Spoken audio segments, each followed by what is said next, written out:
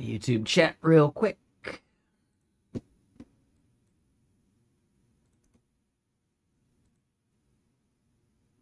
Okay, so the plan for today's stream. Come on, this shirt doesn't quite fit perfectly. So yeah, for the YouTube VOD, we're going to keep iterating on GitBench. Probably add some more benchmarks. However, I need to investigate my turbo monitor for our turbo stream stuff for like the atmosphere protocol, because something is going majorly wrong. Like all of the WebSockets are dying, but still saying they're connected. There's definitely something wrong with it. I don't know what it is. We're gonna have to figure it out. So yeah, we're gonna do some of that. I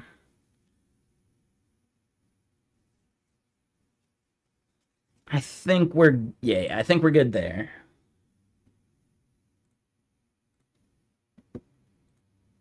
And yeah. So yep, that is our plan. Trying to think anything else. No, that's the moves. Yeah, let's just do it.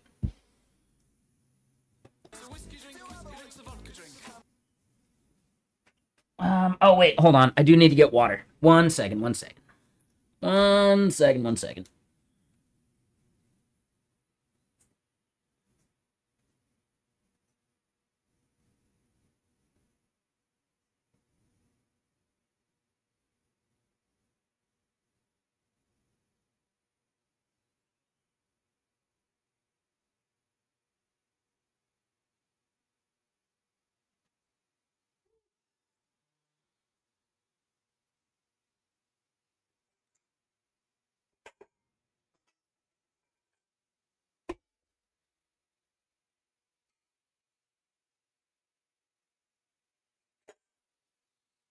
Okay, and I'm back. I got my water jug. Should be fine.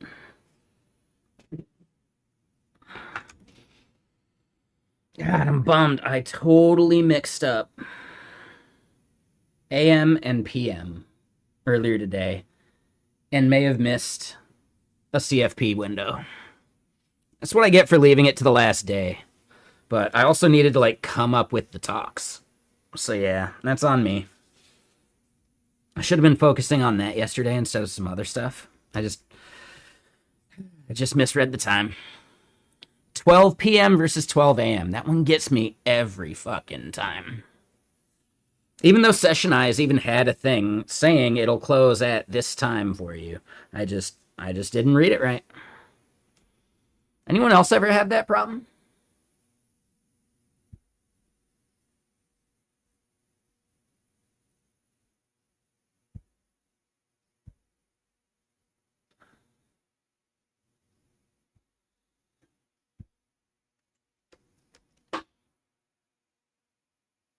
Let me turn this down. It's a little loud in my earballs. Probably turn down this fan. Not quite that far. All right. And yeah, what is everyone up to?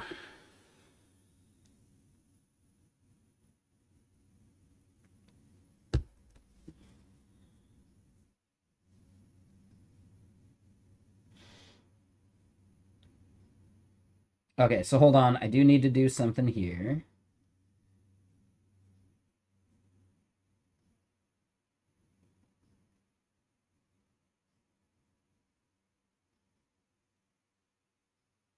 One second. I got to try something for work.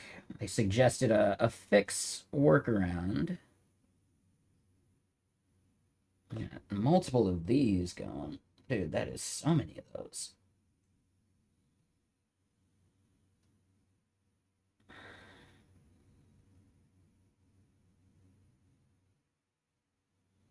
Oh.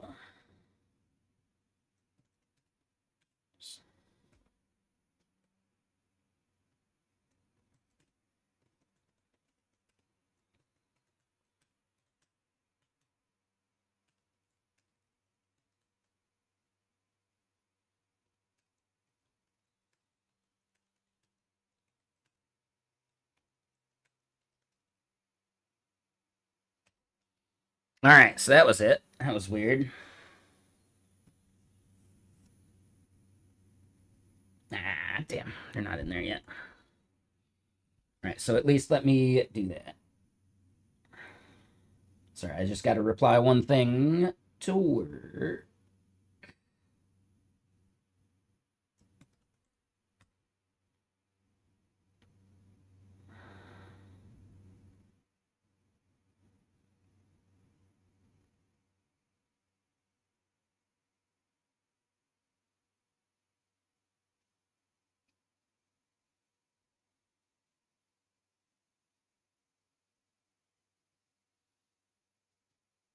So hold on. 1 second.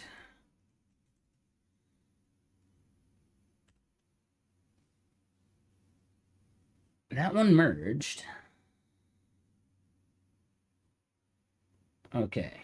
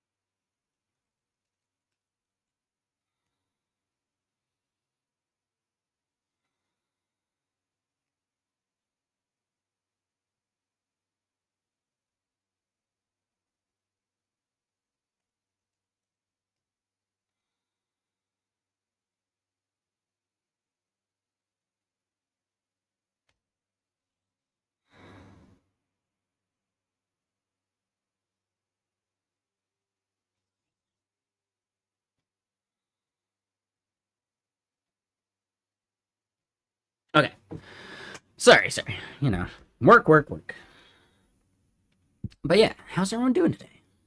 You having fun?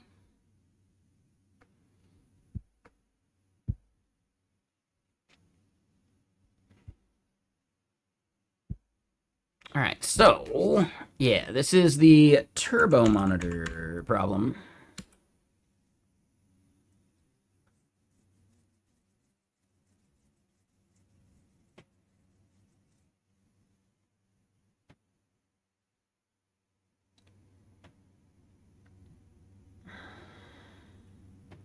Hold on, now I gotta do one more thing. It's always something. It's getting windy out there, huh?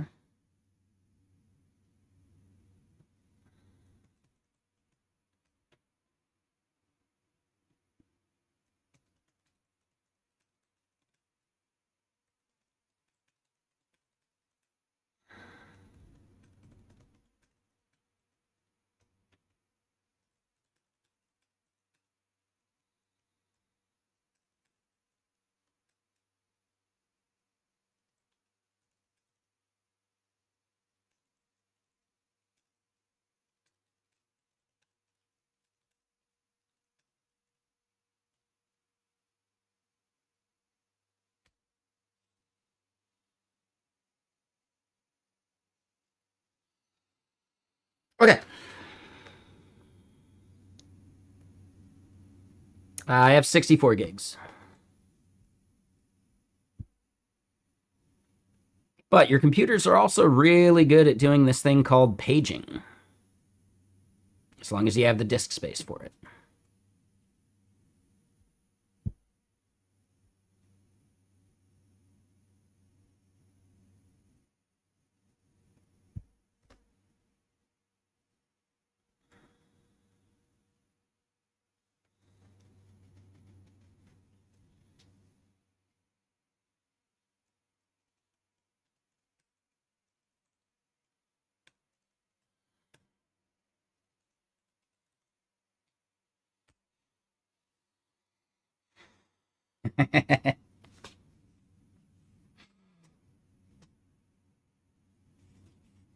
All right, sorry.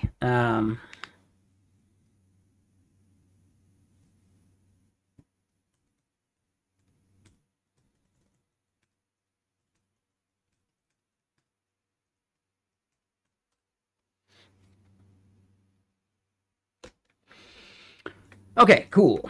Cool. And what's up, High Moon? How you doing? So yeah, here's the thing that's crazy to me, right? Like it says all of these are connected, but we're getting 0 events from them.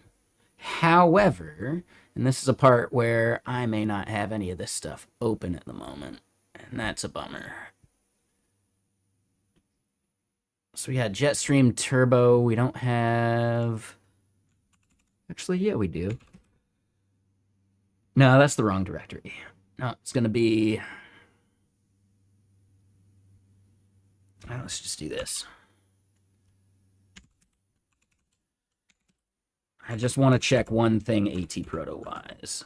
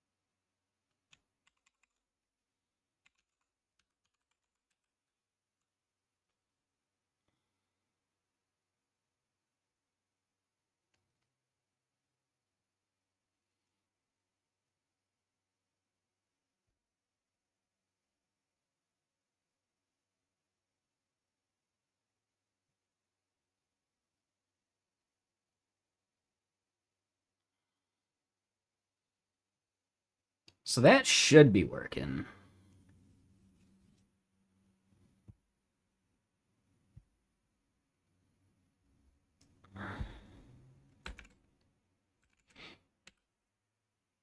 Hey, what's up, Kenny? How you doing?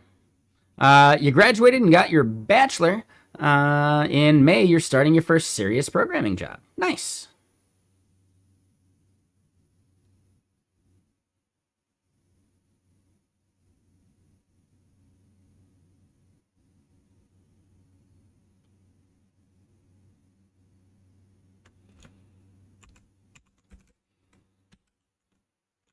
Okay, hold on. Now I gotta double check this.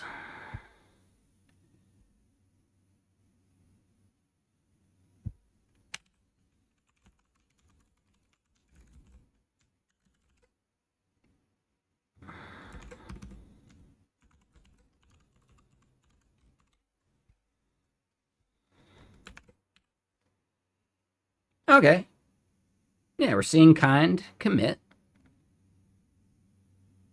Yeah, only reason we weren't seeing other stuff is because we were consuming turbo streams, not jet streams. The jet stream should be fine. Like, let's double check hours now. And that would be Oh.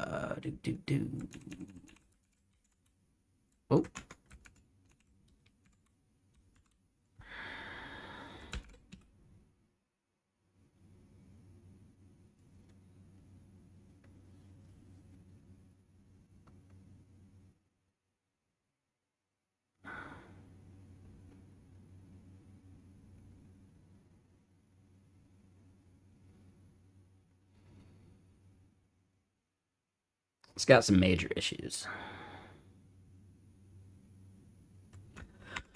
Okay.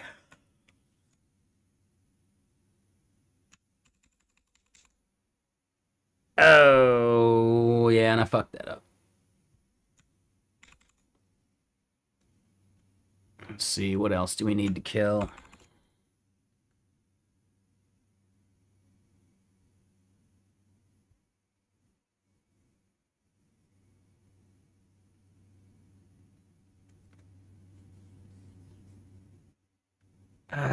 Hold on.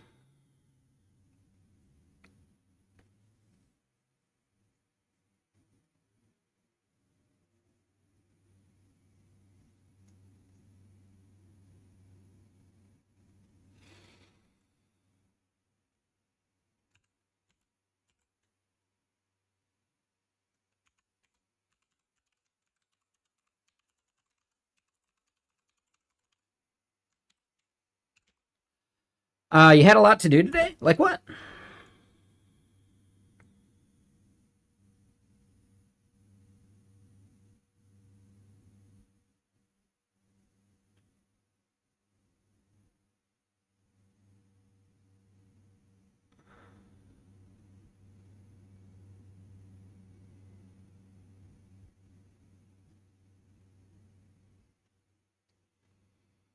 Your cat needed to go to the vet, and you did some grocery shopping and stuff. Nice.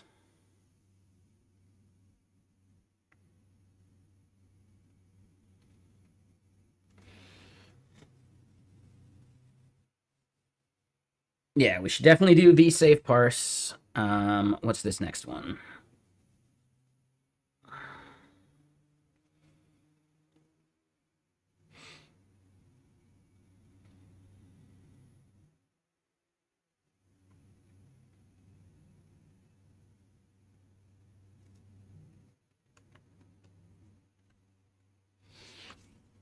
Mm, doing good, according to the vet, and she's 15 now. Nice.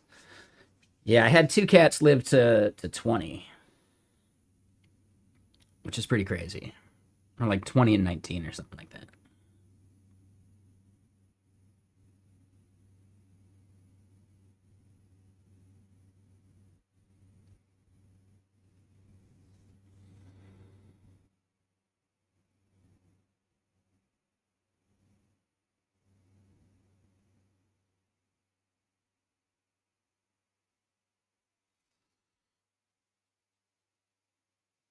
All right, so then two.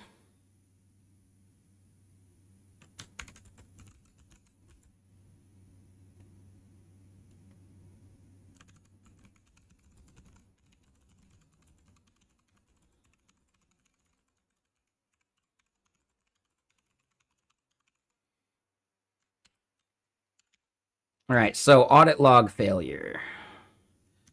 I'm not sure. Let's discuss.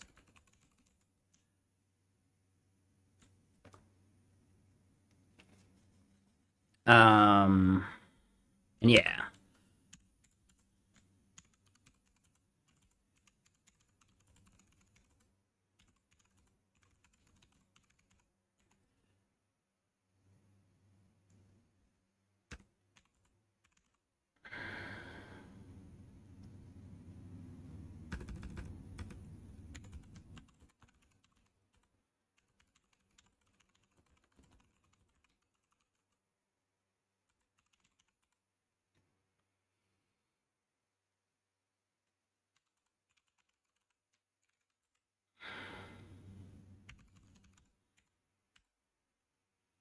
Yes, a delete should have confirmation. A modal dialog would be much better than a confirm dialog.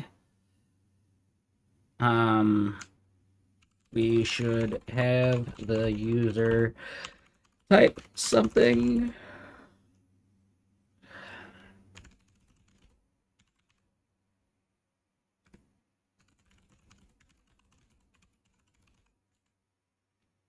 Boom. All right.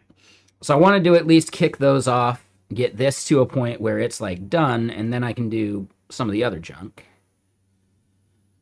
Because yes, I need to kill all of the node processes. And I think pi is technically a node process. But that I'm not sure of. Actually, we can verify that right after I get more music.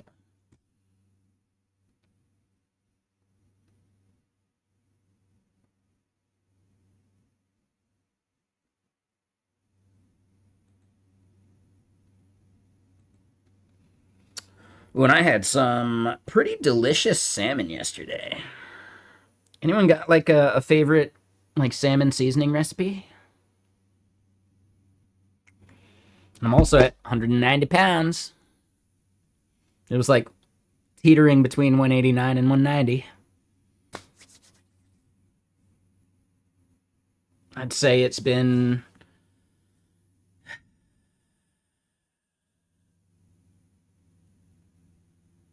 probably been like a month. So if I could lose like 10 pounds a month, that'd be ideal, right? It's probably not healthy.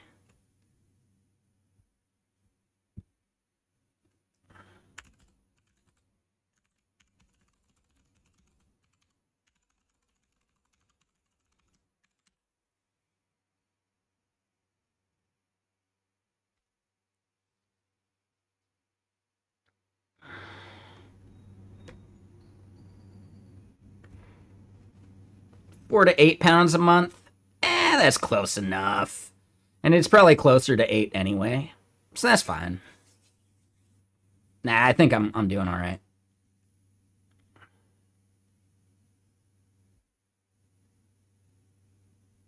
Oh, I definitely don't want gallstones.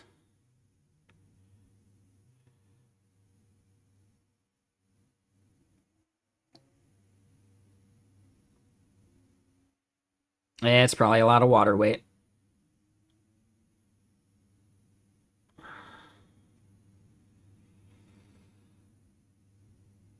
Yeah, I probably need to get my multivitamin in me more often.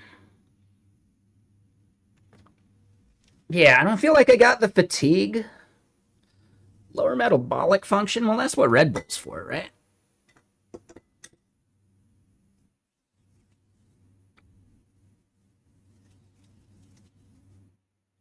And yeah, I got to make sure I'm keeping up on the exercise. All right, I was just thinking about it. And it's definitely going to slow down, right? I think the first 10 pounds are going to be the easiest, and then like the next 10 pounds is going to take longer, and the next 10 pounds after that is going to take longer. I think it's fine.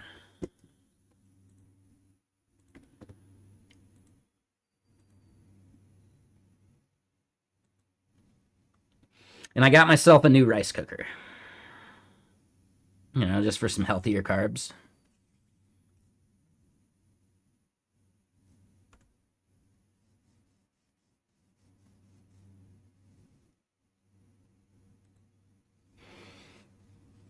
Yep. I got a nice one too. Like the Zyarushi or whatever. Instead of the tiger one that has all the mold in it. I'm just unsure of what I want to do with the moldy tiger one. Like I threw out the thing that had most of the mold, but it's almost guaranteed that the mold worked itself into the rice cooker somewhere. It wasn't black mold, but it's still not ideal.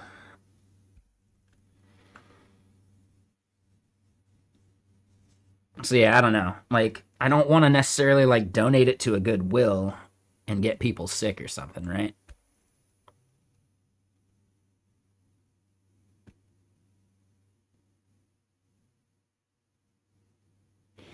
I know I could kill the mold with a bunch of ozone.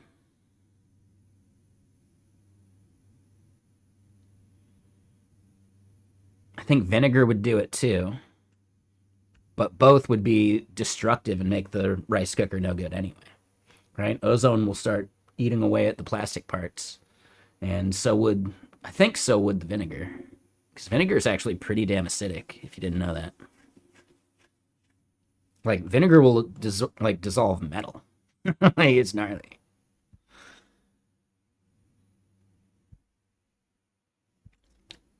So yeah, I don't know. I'm gonna have to just like throw it away instead. Just annoying.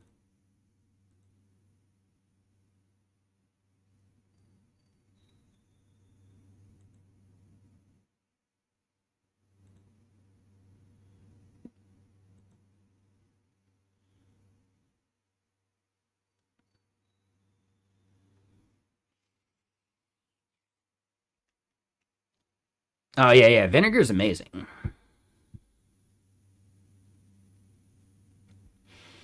But okay, so we have confirmed at least that our Jetstream and Masijo and all of it runs locally. So whatever is happening in the cloud for this, like I know we could go log in and fix it, but that doesn't really help us. Oh, and that was the thing I wanted to check with this, right? Like let's make sure. See a bunch of dolt stuff. I see pi is its own thing, so I think if we kill node, we should be fine. Yeah, so I don't even need to wait. Anyone remember what the 9 here actually does? I feel like it's like left over from Plan 9.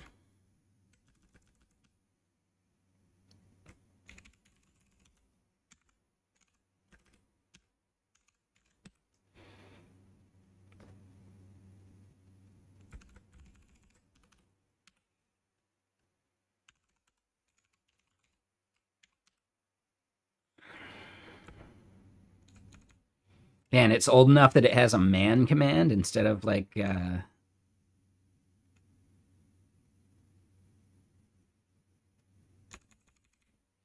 instead of a help command.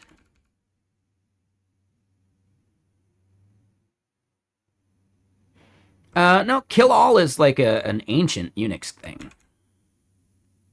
Kill all is absolutely what you would run in Linux as well.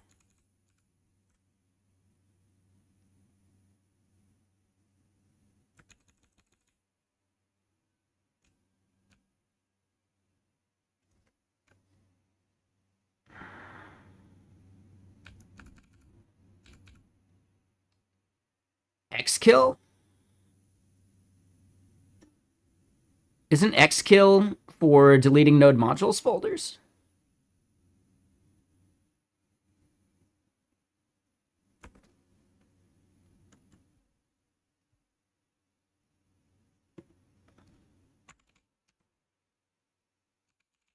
Is it? Oh, no, you're totally right. Isn't there a node one too? What's the node one?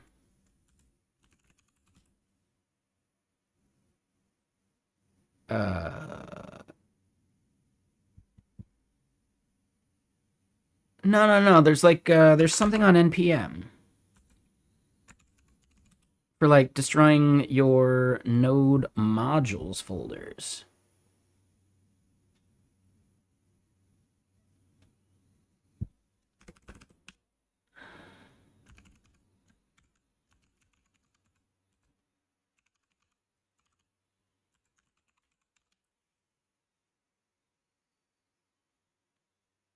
NP kill. That was it. Yeah, I don't know why. Of course, it makes sense. That's the right name. Yeah, if you guys are ever running out of disk space, NP kill can be really useful. All right, like sure, cleaning out your caches and some of those things, but on old projects, do you necessarily need the node modules folders and those things that you haven't done for ages? Probably not. So yeah, NP kill is quite nice. I am surprised it doesn't get used that much.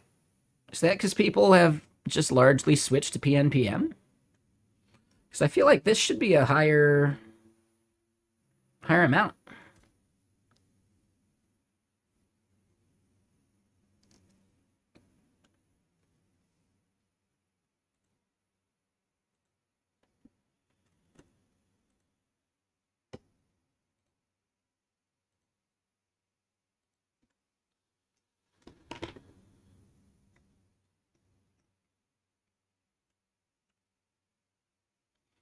But anyway, so yeah, back to this.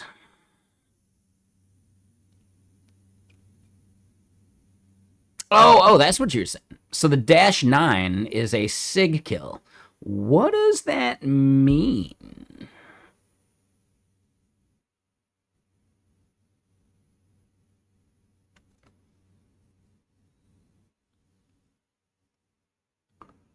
Oh, and actually, the FreeBSD version has a different behavior than the Unix one. Oh. Oh, got it. Yeah. Unix itself is for like, yeah, during shutdown.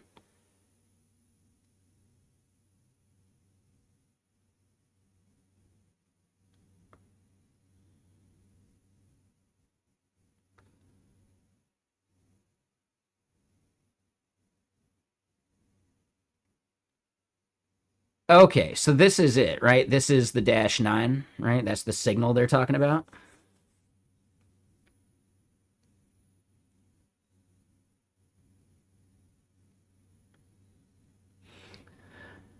Okay. Got it. Got it. Yeah, yeah, yeah. Okay, that makes sense. So it's like a forced kill versus like a regular kill.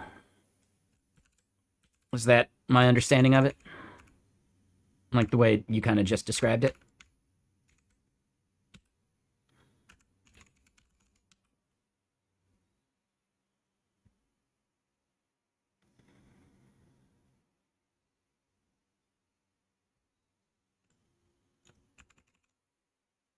Yeah, okay, cool.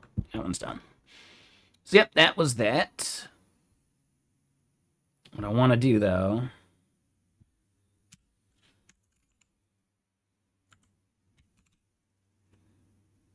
There we go. Call that one good. And we can close this.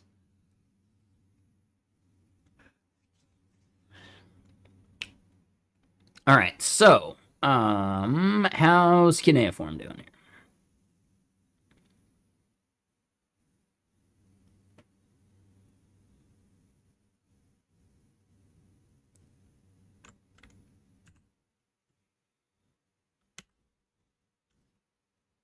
All right, Xiaomi Mimo, do your thing. We skipped this song, though. There we go. And I can pour some more water.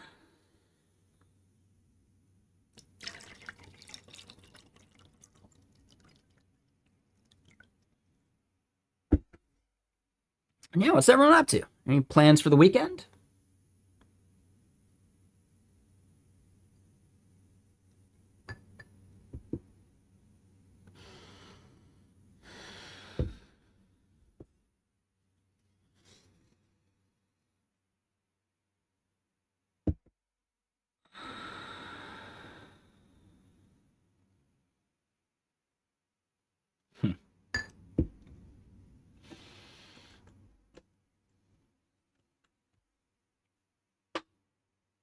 All right, so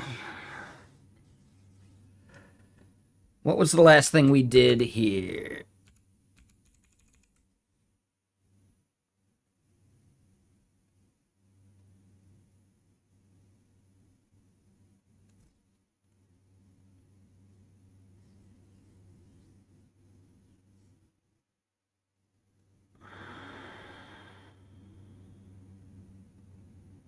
So that's just the render function.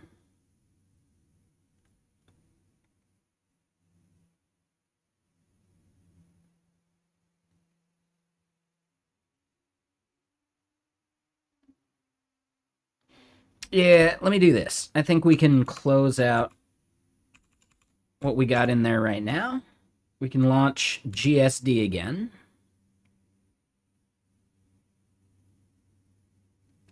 Now, it does say we're on Xiaomi Mimo. Yeah, just refresh. And we do still have 30% of that left, so let's do it. All right, so then this will be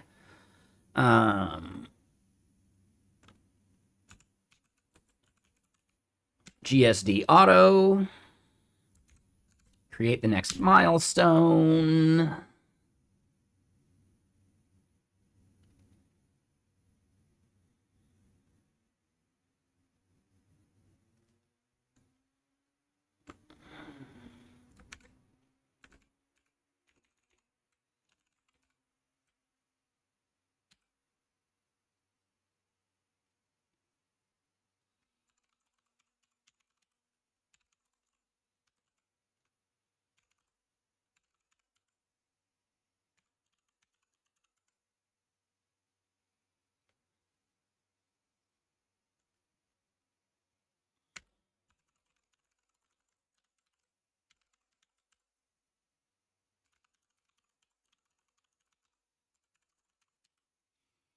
All right, so we got that.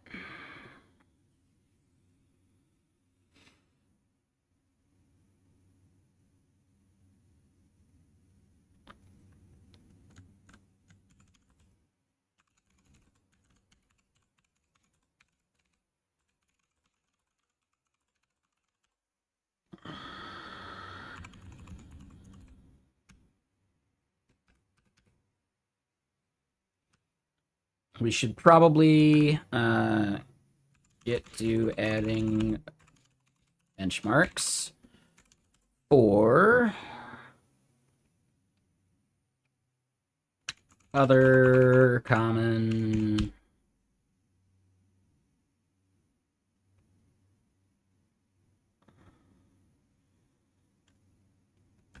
for other Git operations. Right? You know, fill out the benchmarks a bit more.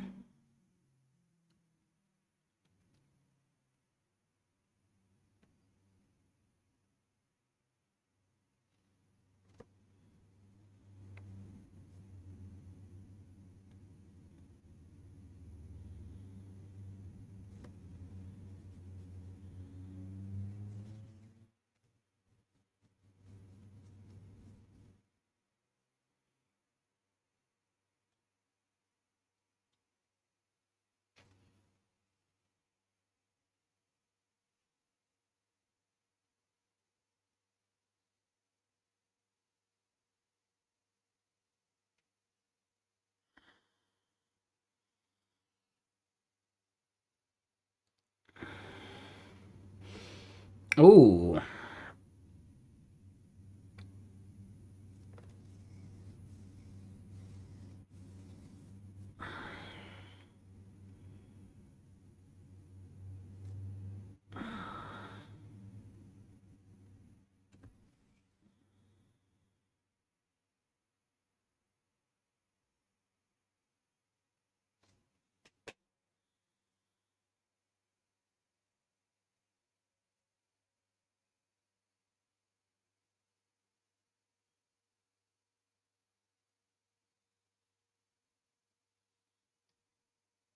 Hold on. Sorry, quick work thing.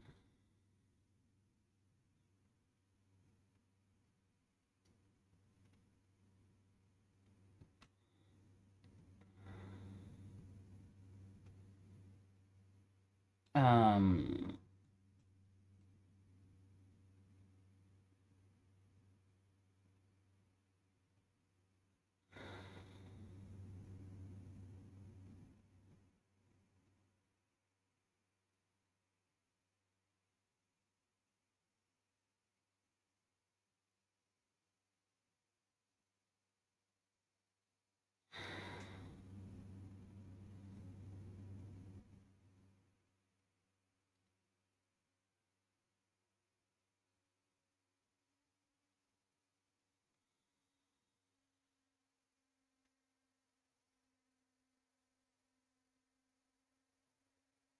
1 second.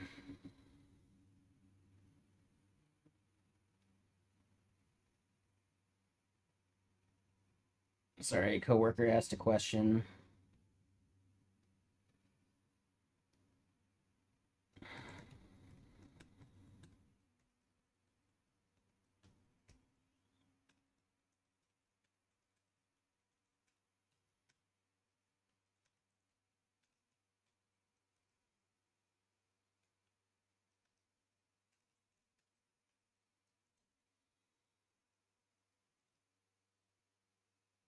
Sorry, coworker and a thing. Um,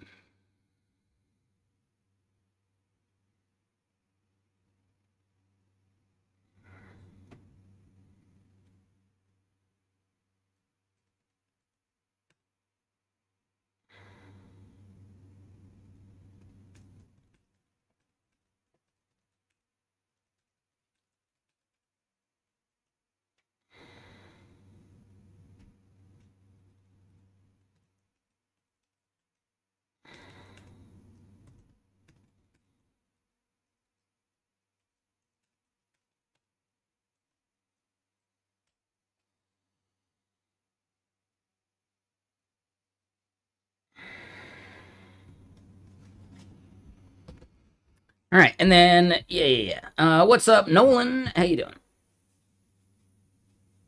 Oh, so -2 is like SIGINT. Oh, got it. Just doing Control C. Okay. All right, so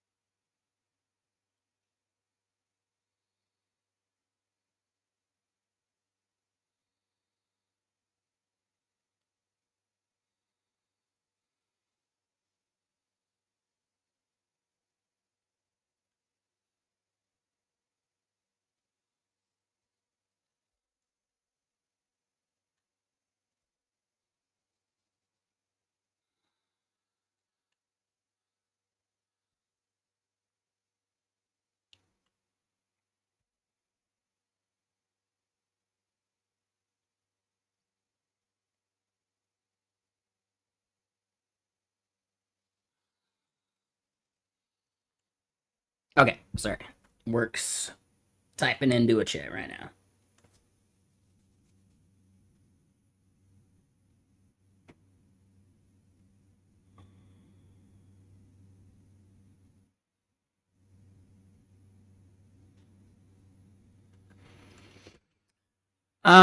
What's Mimo? It's a model.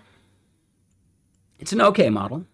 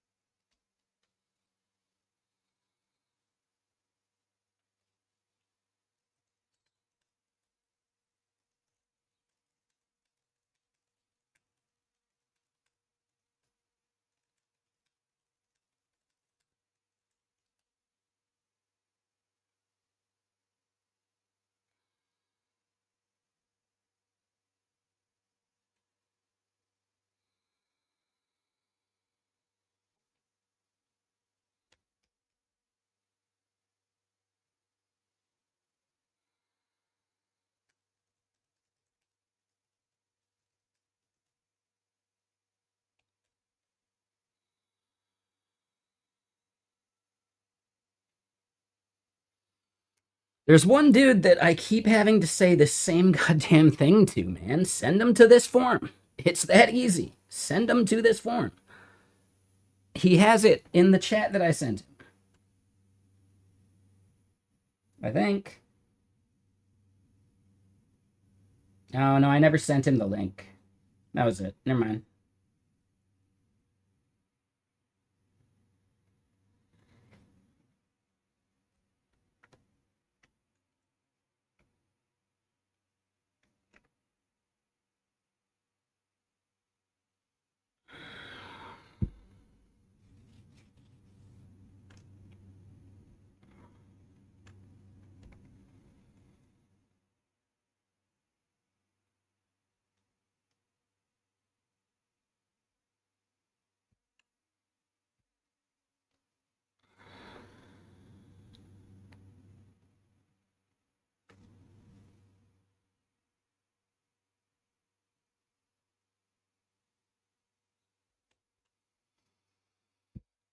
Am I?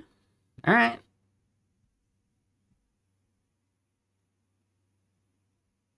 It's a pretty new account you got there.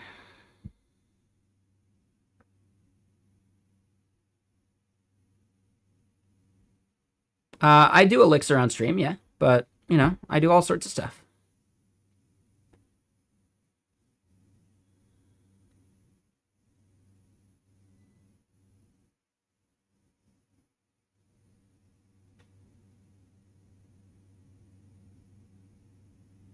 All right. Anyway, back to it.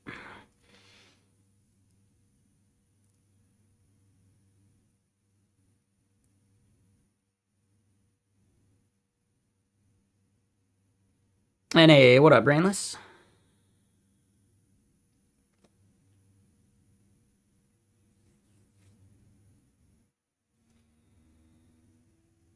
So,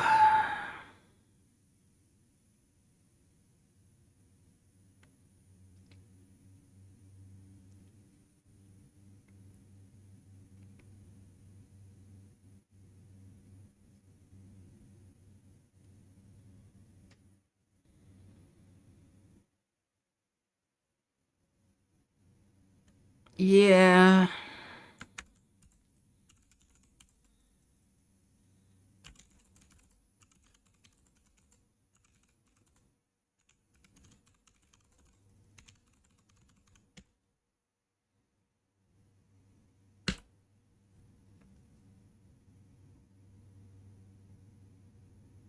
Oh, and hey, what's up, Nadeem?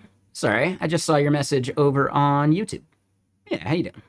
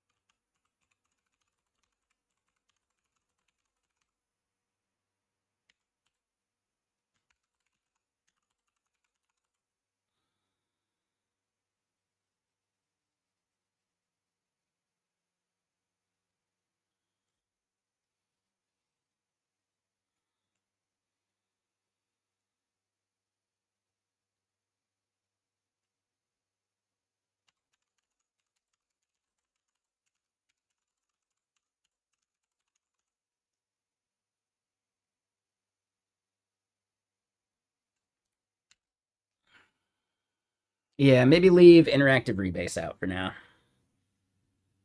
Right, because how often are models going to be doing full-on interactive rebases?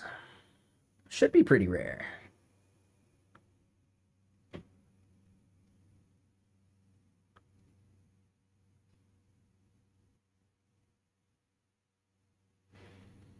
And then we can still turn codecs loose on it. I think that's a good call.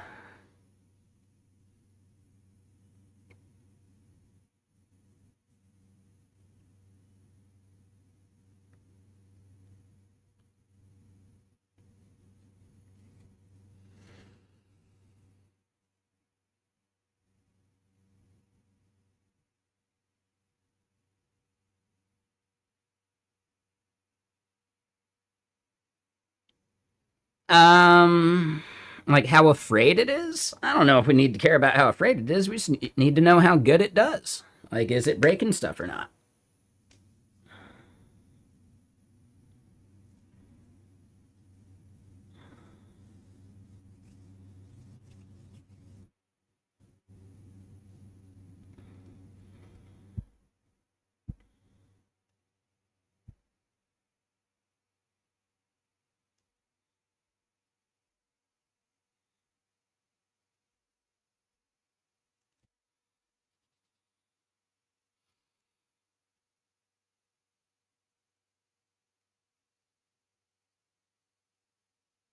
All right.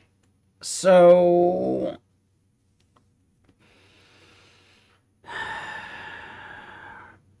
one milestone, 5 slices, one per benchmark, low to medium risk since the pattern is proven. Sure.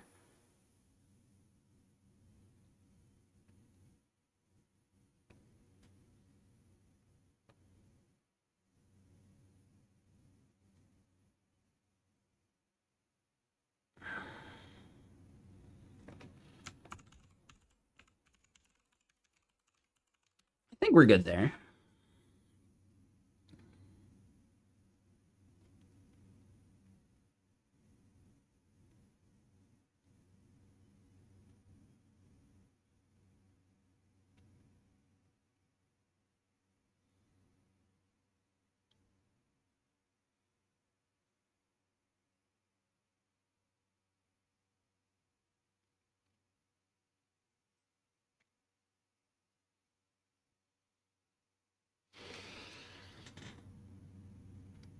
And realistically,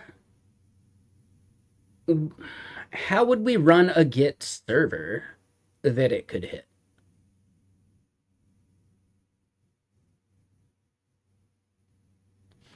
Looks good to me for now. Yeah, we're gonna have to think about how it's gonna do the The stuff that requires a working remote.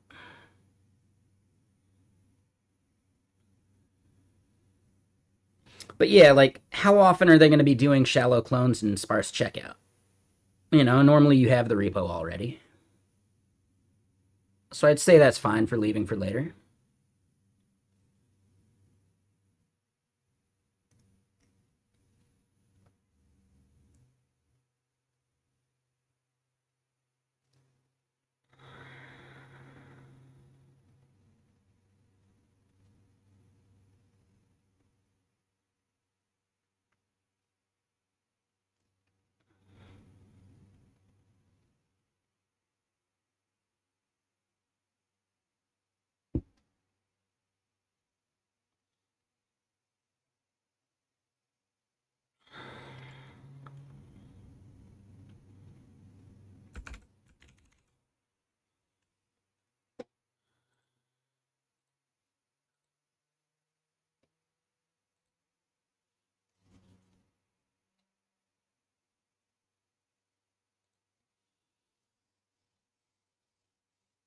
All right.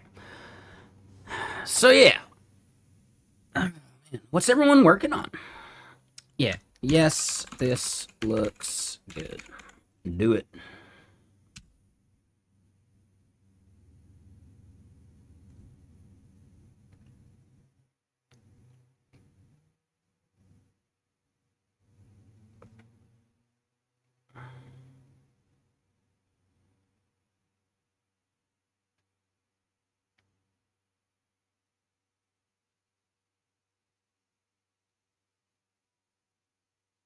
So you're doing some internal Elixir stuff? Nice.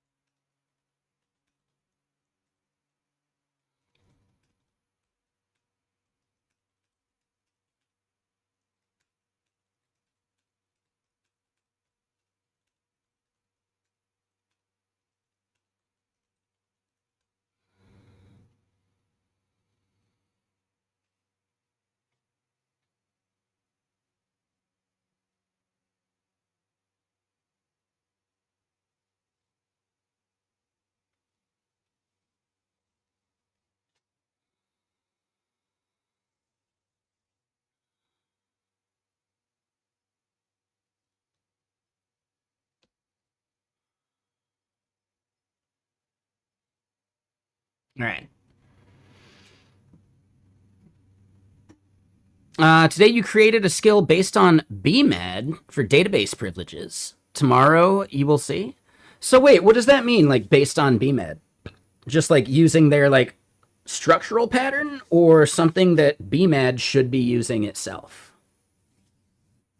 And when you say database privileges, are you talking about like row level access stuff? Or more just like preventing the model from doing anything to the database? Like during certain parts?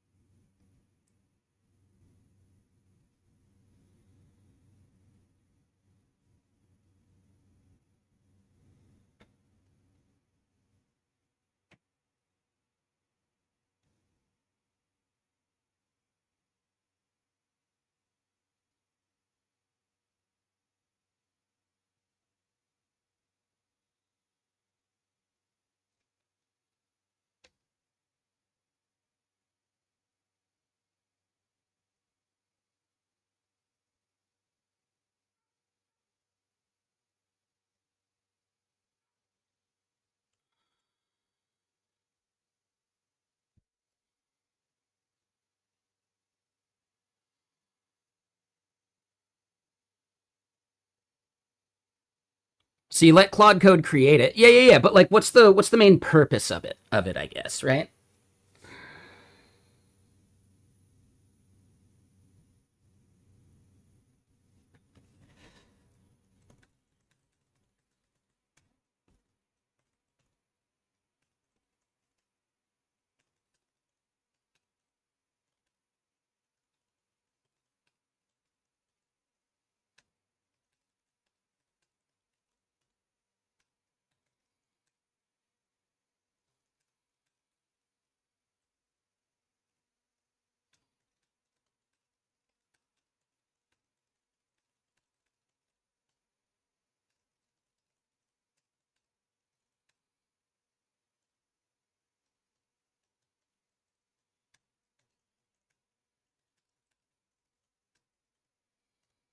Sorry, 1 second. Coworker thing.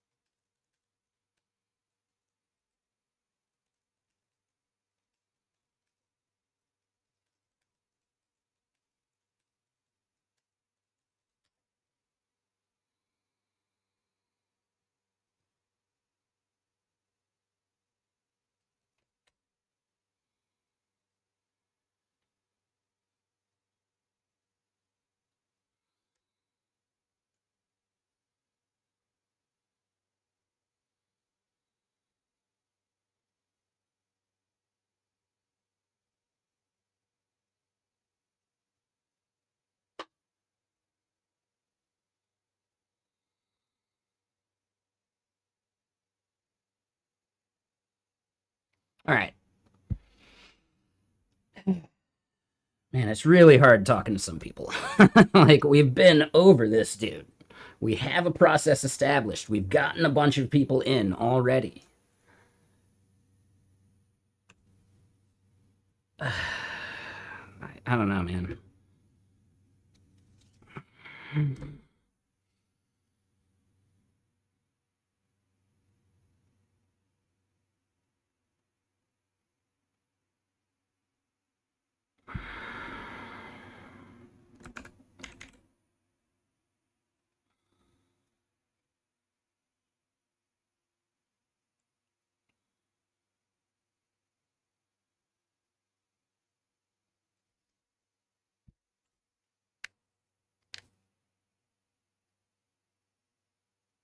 All right, so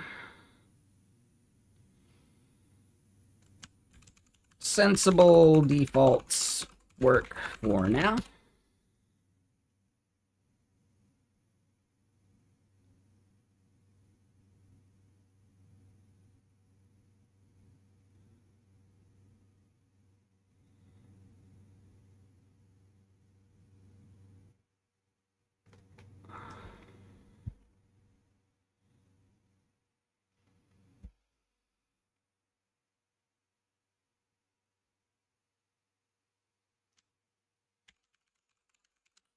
It is a little too thorough, even though we have plans here. So yeah, something interesting. And really, we're just going to pass it through like a better model for verification after this.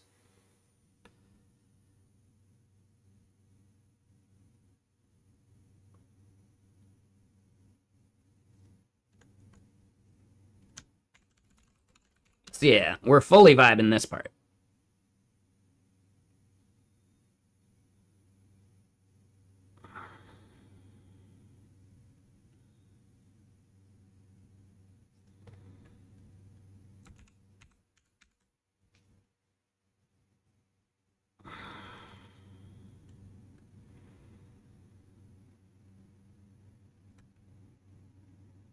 Yeah, they got it. Do it.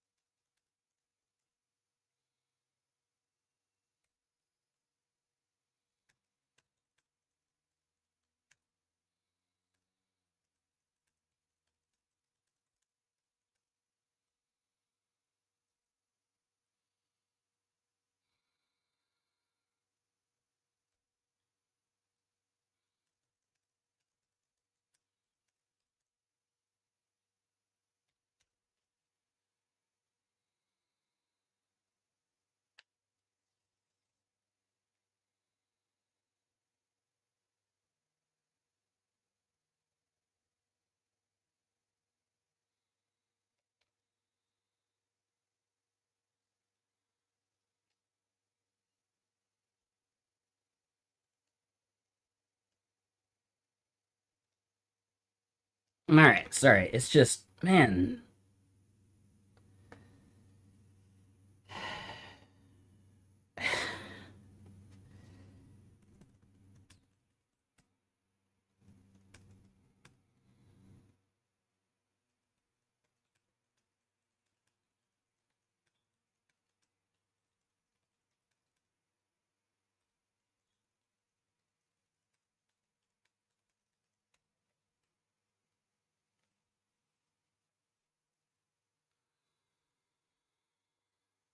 All right.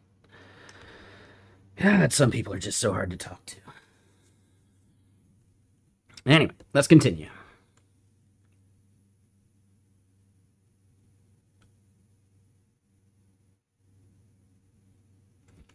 So yeah, this is kicking along.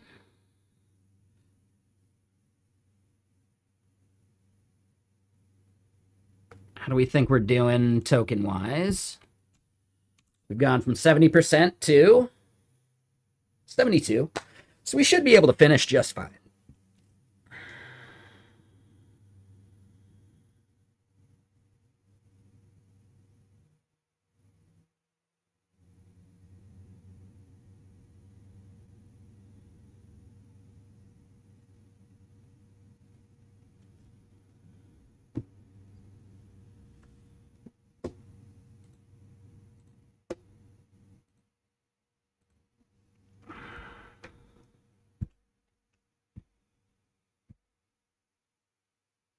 All right. So let's continue digging into this now. So that's where I'm going to want maybe a slightly smarter model. I think we could turn Claude onto it.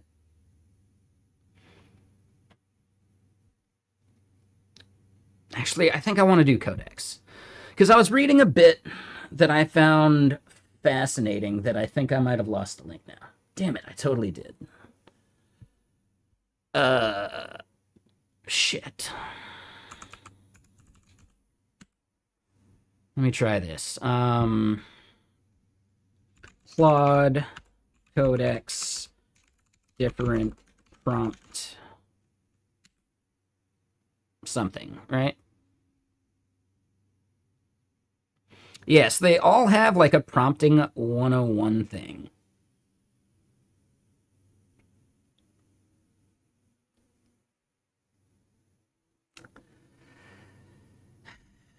Like someone was showing like two images side by side.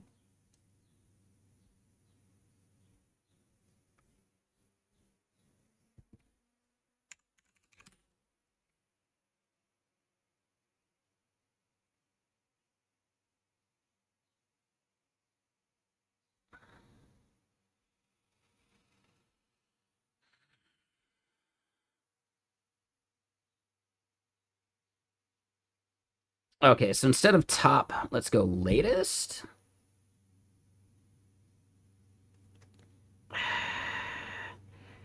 It was actually like fascinating.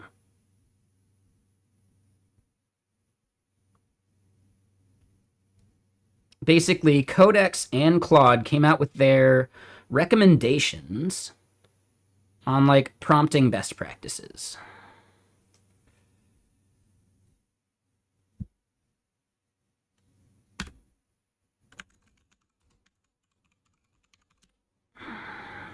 Oh.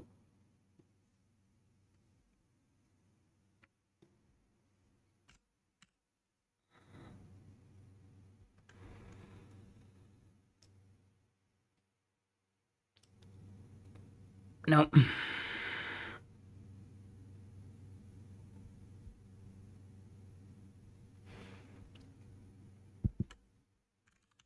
Maybe it wasn't Codex in the name.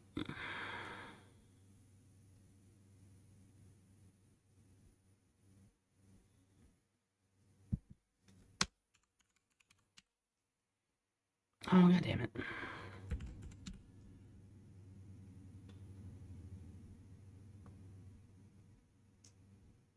Yeah, I'm not gonna be able to find it.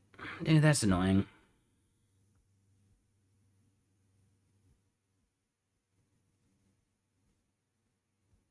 Let me try it back for top again.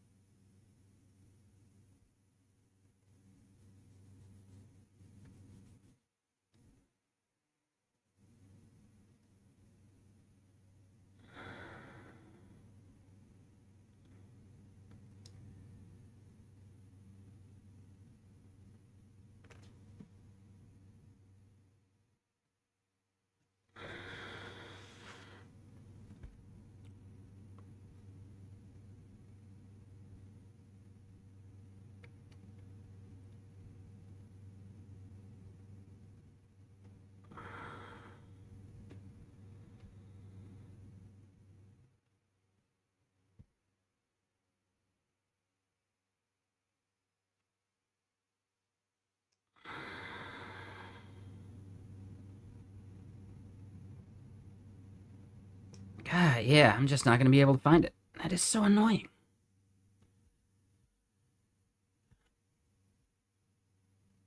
Yeah, oh well. I give up. Anyway, the gist of it was, and thank you for the ride, King Troop. The gist of it was that Opus requires way more specific instruction, right?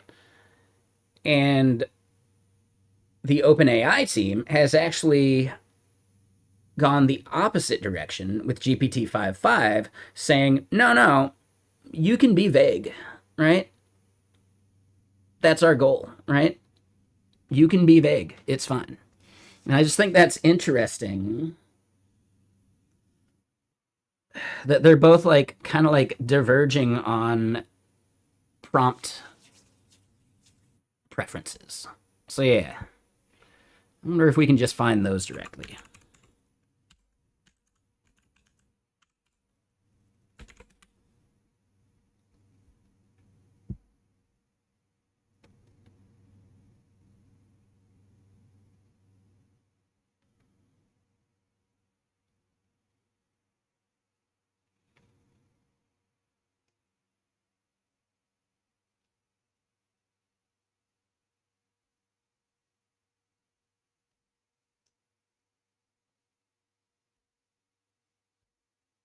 Uh,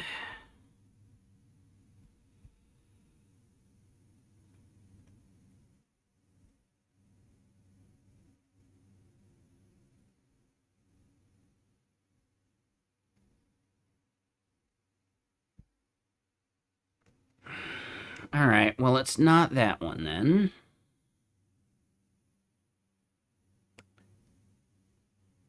Yeah, I didn't have the link. Yeah, I don't know. It was an interesting thread. I wish I still had it. I accidentally closed that tab or navigated away or something.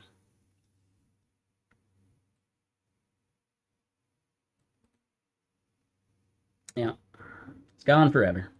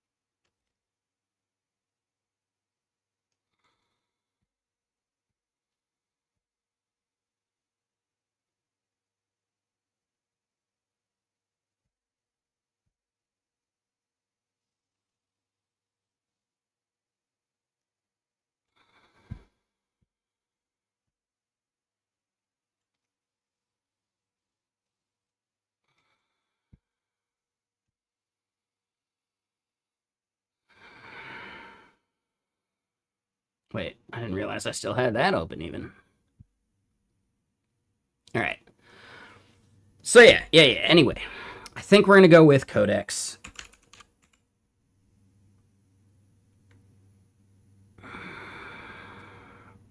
Oh, but that's the wrong folder. Yeah.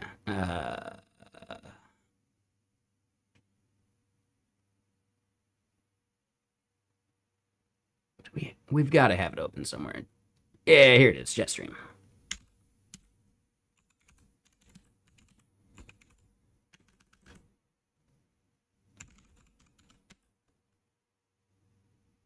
All right, so we are on Origin main with Jetstream Turbo at least.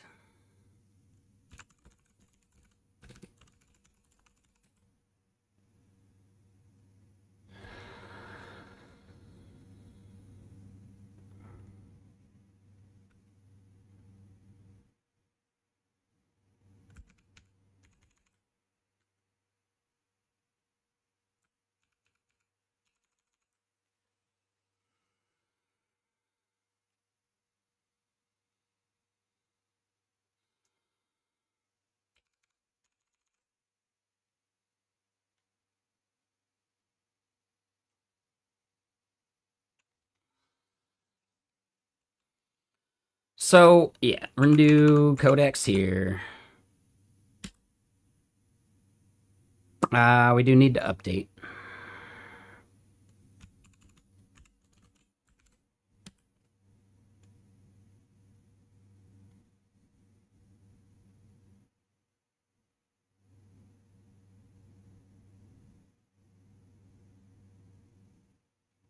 Dude, this guy's asking a question that I already answered in the explanation of the flow. Like, I need a bit away from chatting with this dude. Like,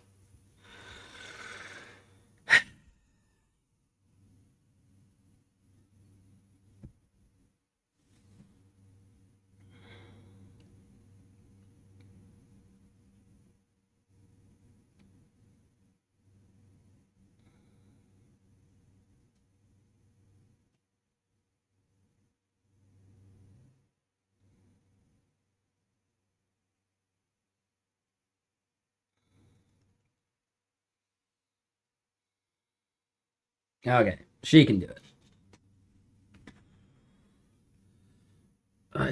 Yeah, yeah. I was going to be a bit passive aggressive. I think it's not a good idea to be passive aggressive.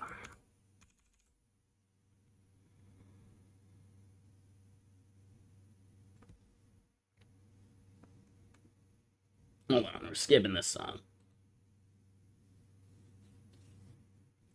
All right, so Codex was upgraded. All right, here we are. So we need to investigate. Oop.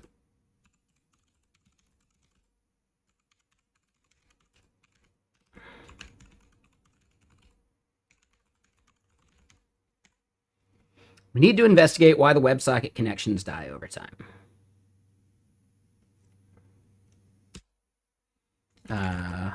In the monitor.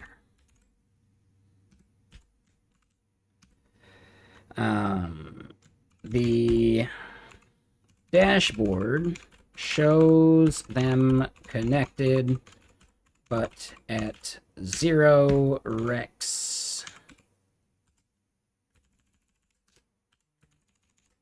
per second.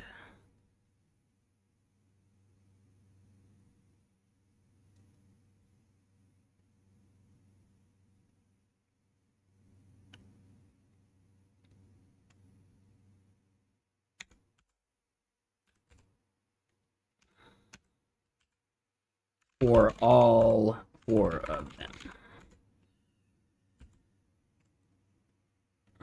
The services are still running fine if I connect from the if I connect using a simple local script.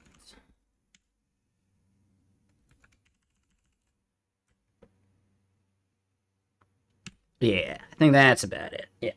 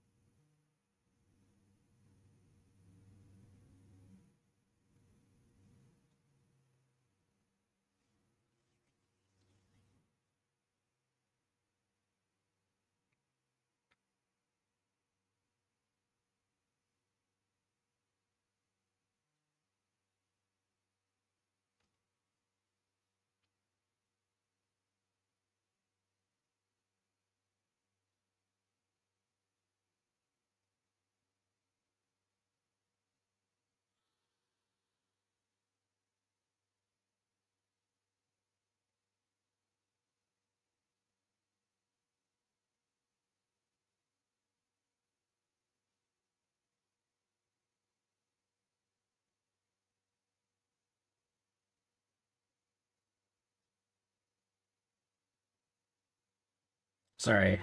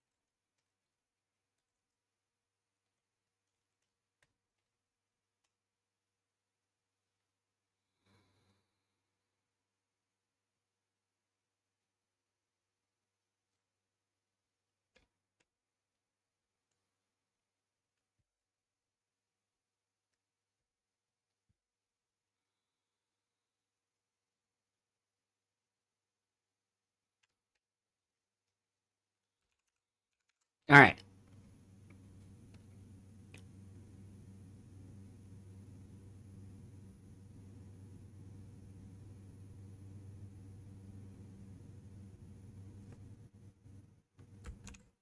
Yeah, go for it.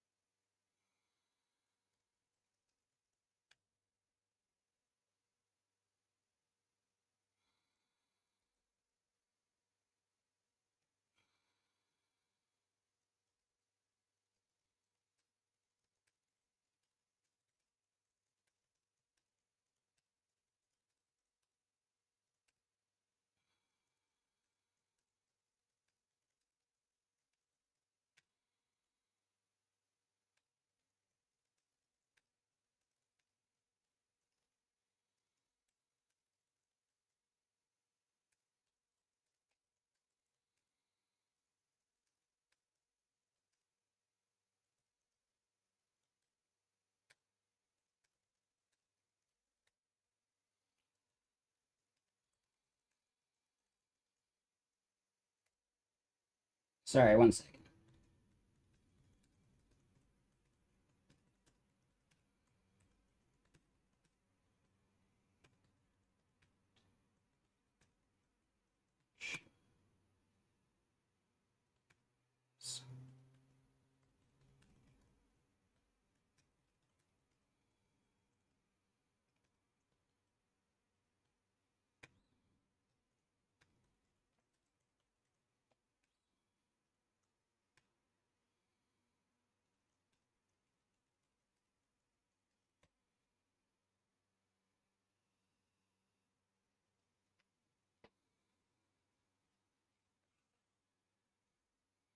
All right, sorry.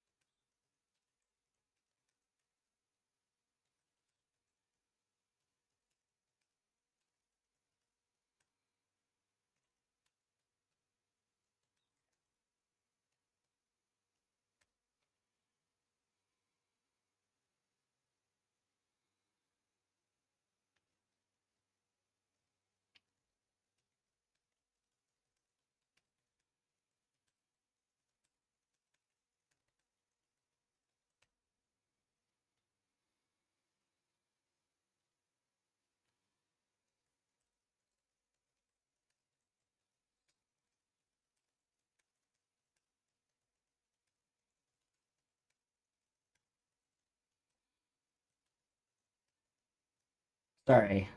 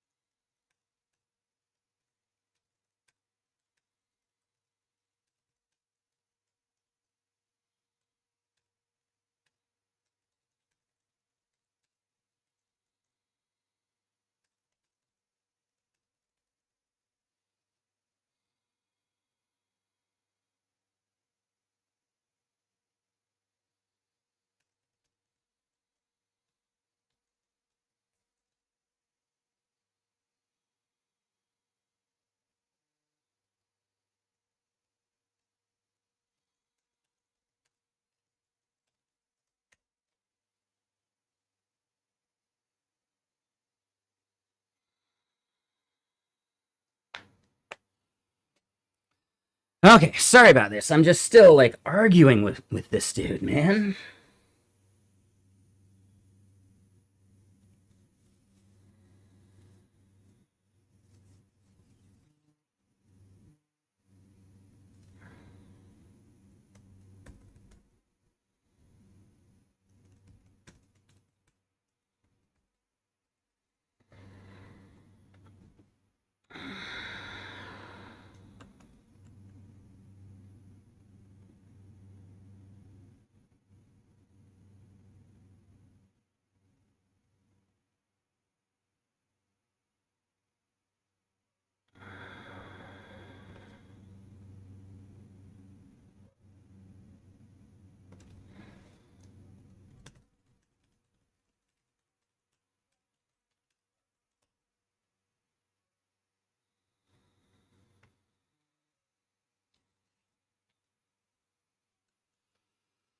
Okay. I think we might have gotten there. I don't know.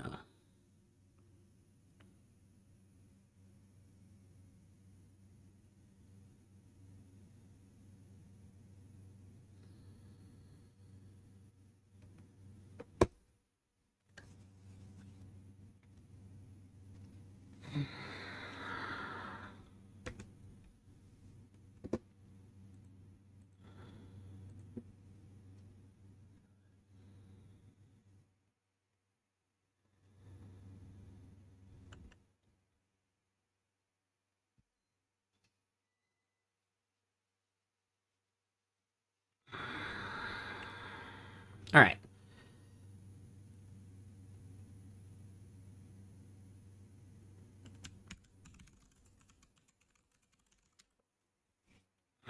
Ignore beads for now. It's not worth it.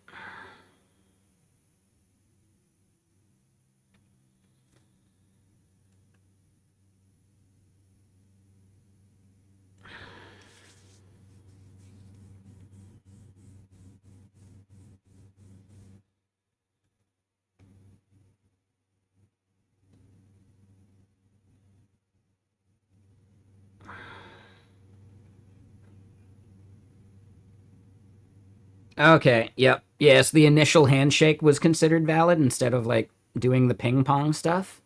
So that's a huge problem. So that's the fix.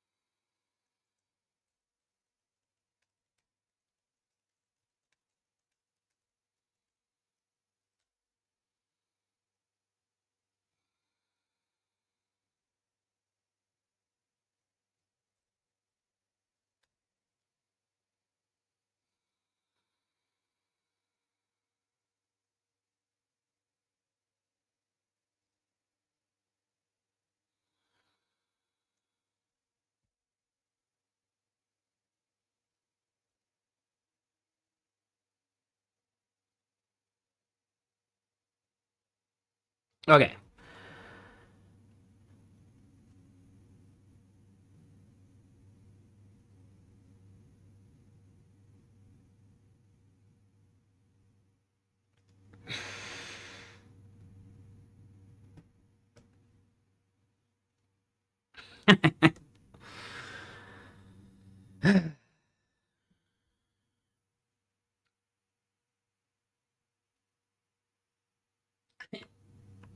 It would be much easier for it is all right. It isn't, but if he wants to own that, that's on him.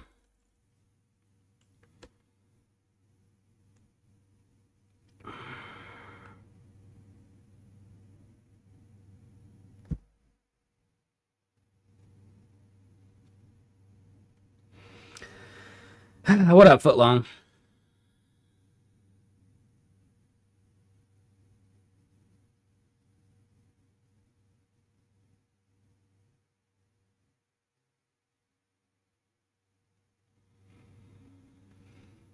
Chilling?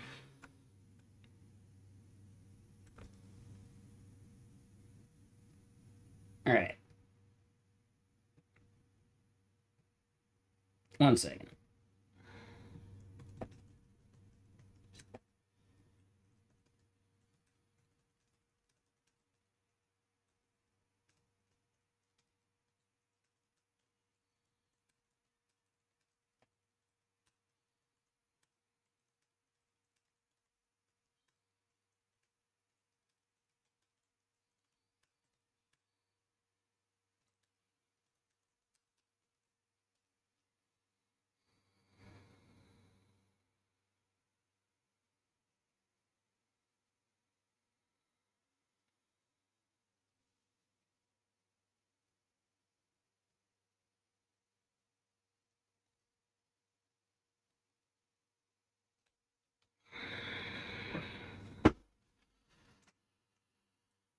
All right.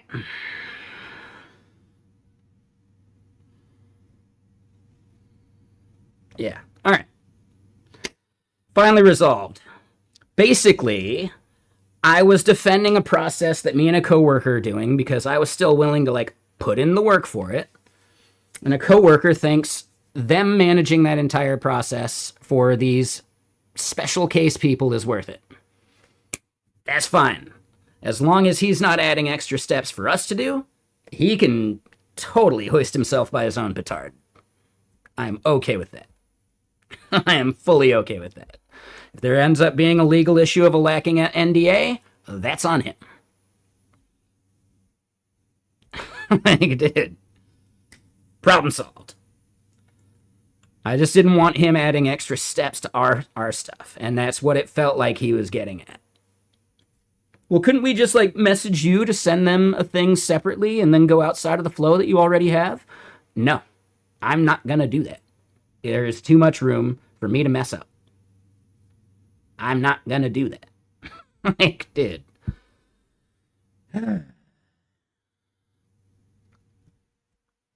We have a flow for a reason. Like, dude.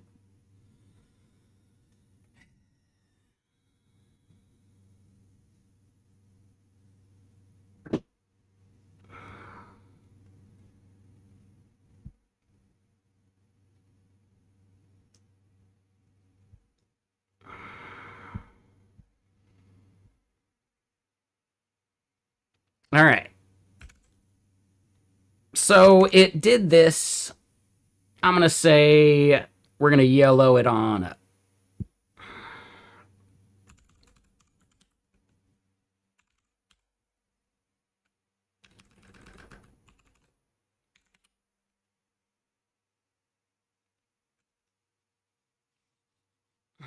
Take it easy, man.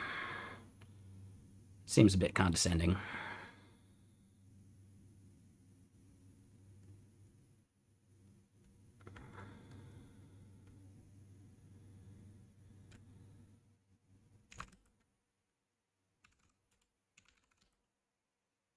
Mm-hmm.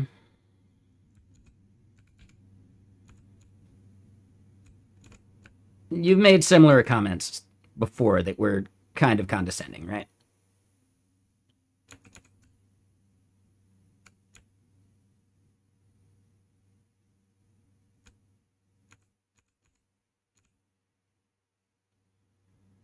Oh, now he's a finance whiz. Yes, that's a phrase that you've said before, right?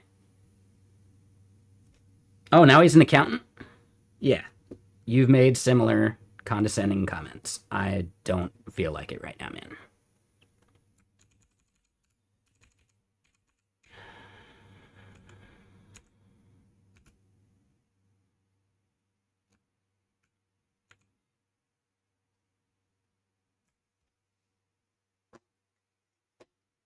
Hold on, I missed it. No, it's just more like, really think about it. Is this critical or is it constructive? Like, really think about that. Is the joke or humor you're making critical or constructive? That was critical. Even if it was sarcastic, it was still critical. No, I'm sorry. You're the only one that was entertained by it. And that's not the question I asked you. Was it critical or constructive? Right? When it is a criticism of some kind, is it a constructive criticism or is it critical? And it was critical, dude.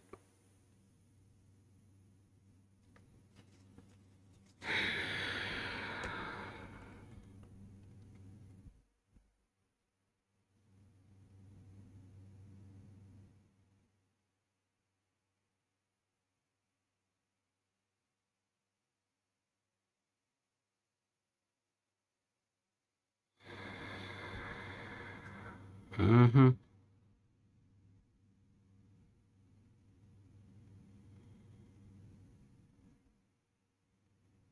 right, so this is one of the tests they made. Sure, makes sense.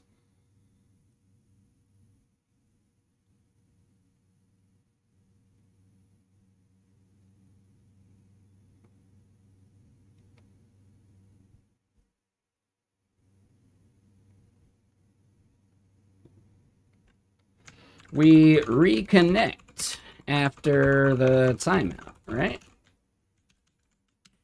Let me double check that.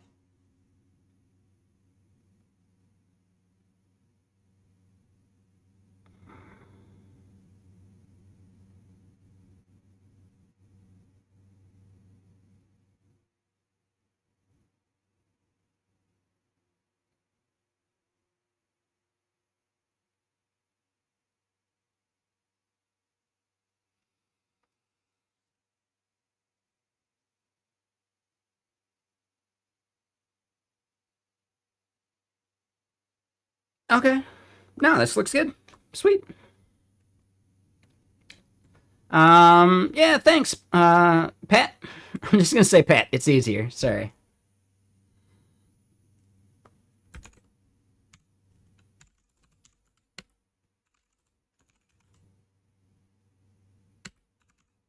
Nope.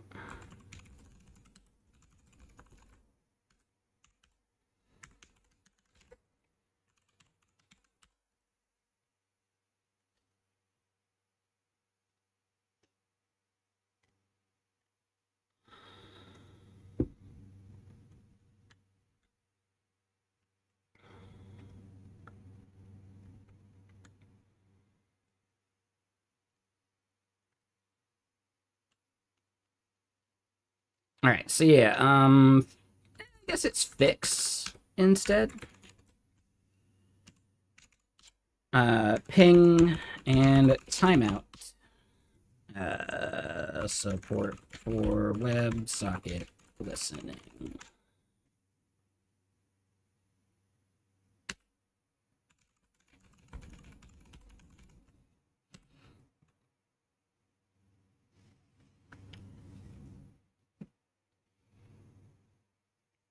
Yeah. No worries. I find them condescending. I could be wrong about that, but I don't know, man. It makes people walk on eggshells. Well, I don't want to say a thing where he's going to be like, oh, you're a lawyer now, huh? Because it's a bit condescending, you know?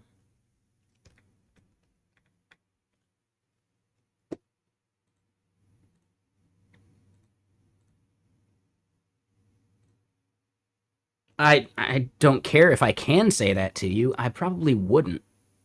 That's my point. Yeah, just because people hurt you doesn't mean it's okay to hurt other people. And just because it doesn't hurt you doesn't mean it doesn't hurt other people. Right?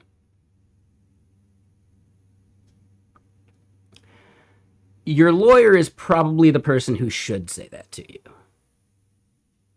not friends.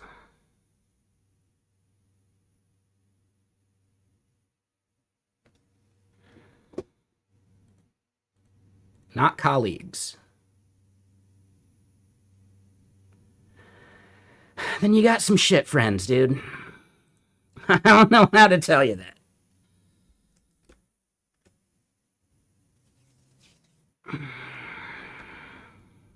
I would not keep friends like that. Let me put it that way. I don't keep friends that make me feel like shit. I have informed you that it made me feel like shit. That should be the end of the discussion. I found it condescending. That's it. I did.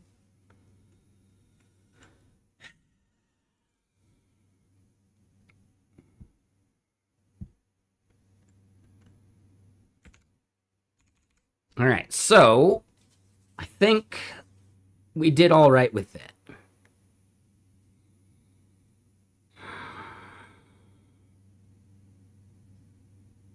We won't actually know until it's fully redeployed, though.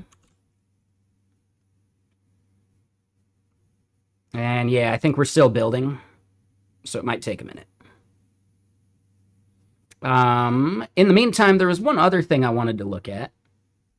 On GitHub in NeoVim Biscuits, someone reported an issue on, or someone recreated an issue.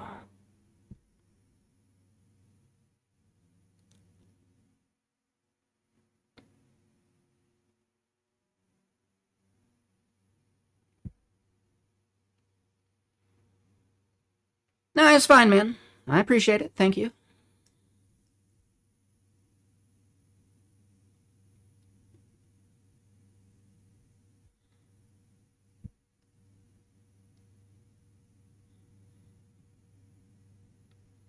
Damn, now I gotta figure out which one it was. Was it this one? No. It was...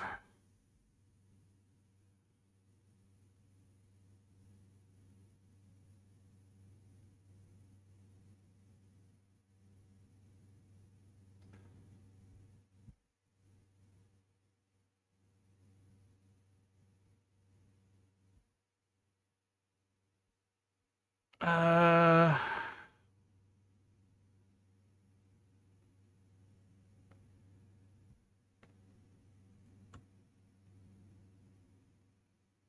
Where the hell is this? And hold on. Pull request.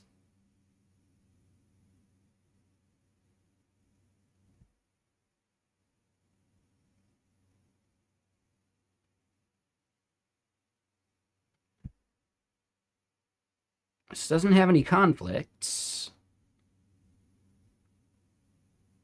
It does change. Oh, yeah. He, like...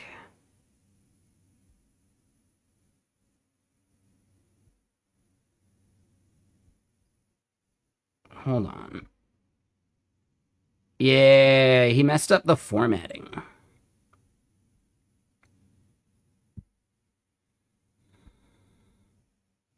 Yep, and conflicts in every file, too.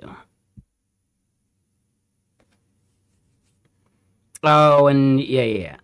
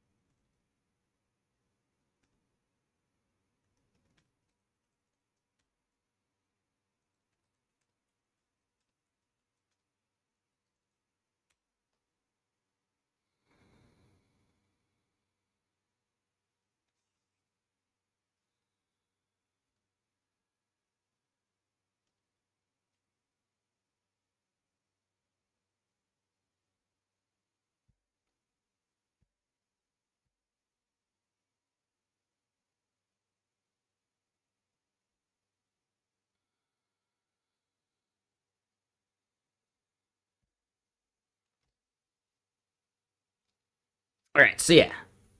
What's this dude's name? HBAB.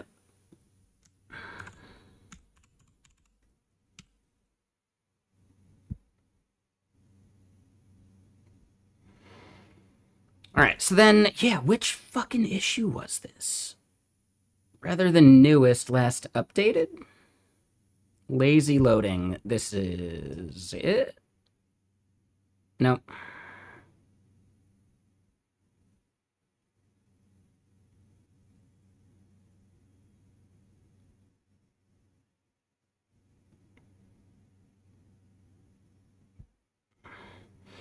I think this is it.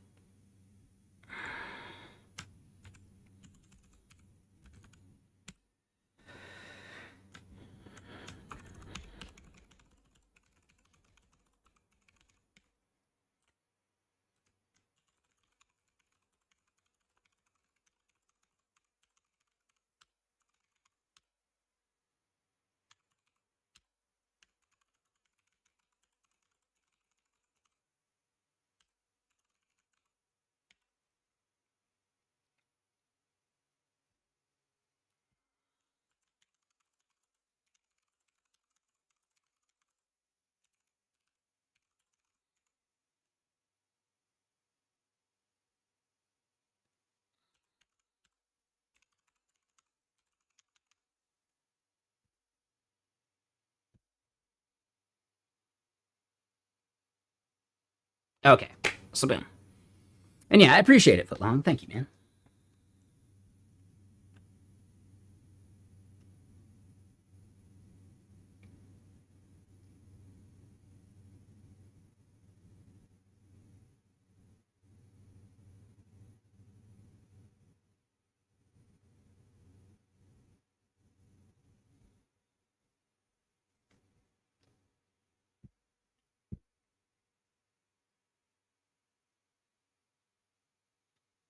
All right, so yeah, I'm gonna call that good for now. Looks like this is pushed and updated.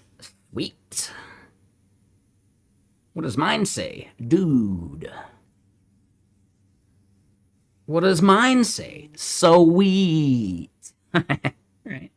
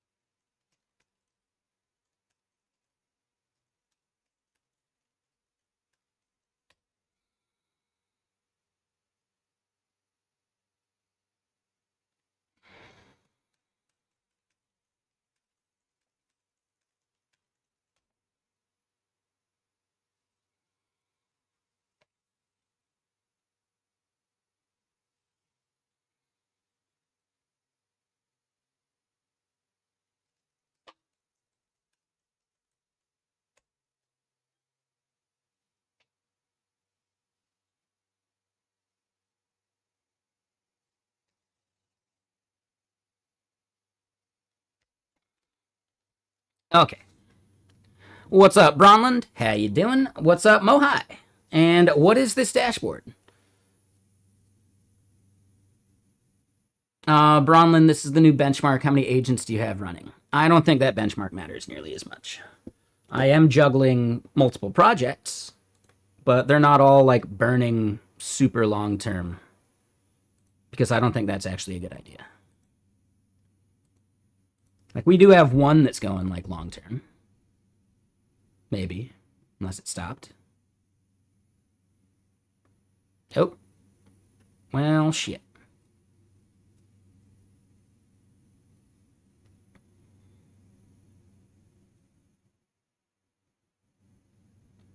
Hold on. Did we hit our limit?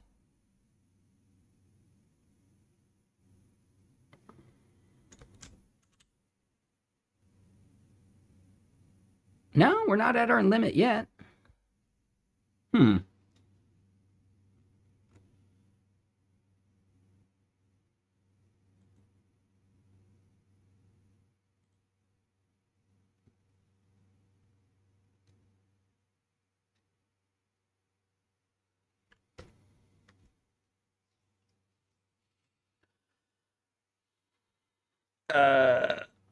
Auto mode paused. Okay, so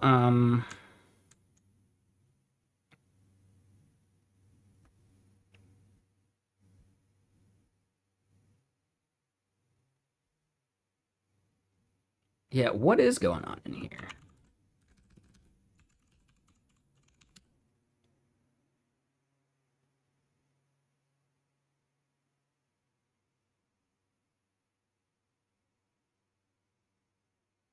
What do you mean by that?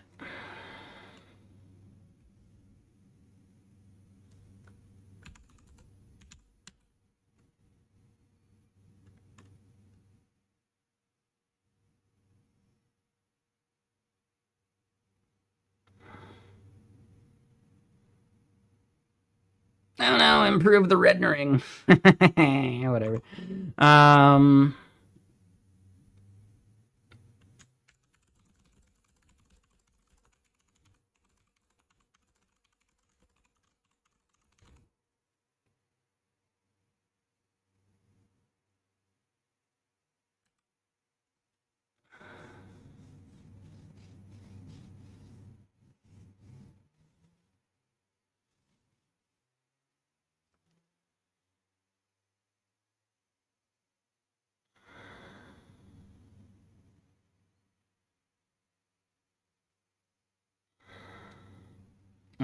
I do need to send another message to a different coworker.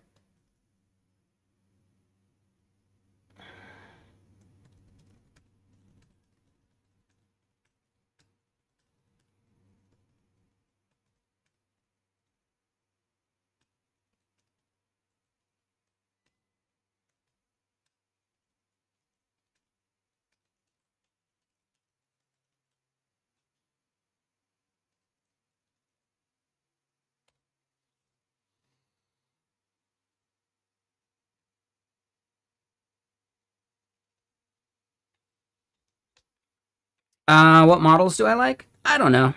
There's nothing too amazing or crazy about them. I think Opus is way overhyped. I think Codex is fairly overhyped as well. But we have some benchmarks that actually show how good these things are, at least at like Git stuff. And somehow Opus 467 are the best out there. Moha, you're actually totally fucking wrong. Opus fucking sucks at Git stuff. Opus does worse than GPT-OSS 20b. It especially does worse at work tree usage, which you would think an AI would have to be able to do if it's doing these long-running tasks that Opus is designed for. Right? So somehow, Opus performs way worse than some other stuff. I understand, Mohi, it does your work very well, though, but yeah, saying it's the best is totally fucking wrong. Right? You just have a bias that you're not aware of.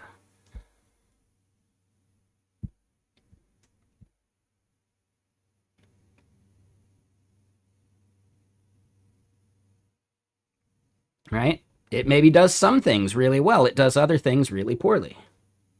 You know? But that's what these benchmarks are meant to do. You can actually just analyze what is it good at, what is it bad at. And that's what artificial analysis is for. So if you ever want to check this stuff, here you go.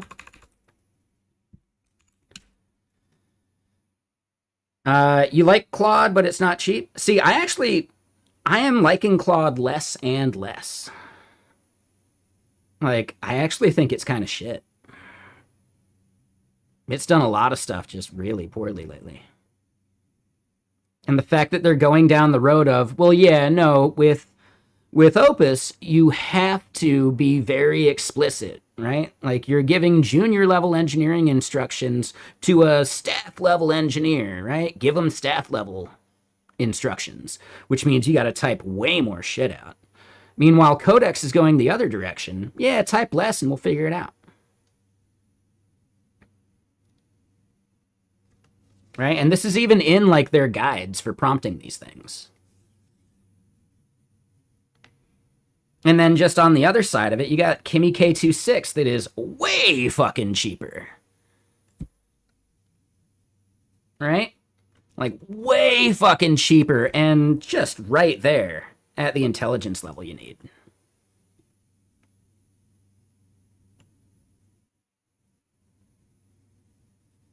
Right? DeepSeek 4. I've actually not had great results with DeepSeek 4 Pro, and it's not even that cheap.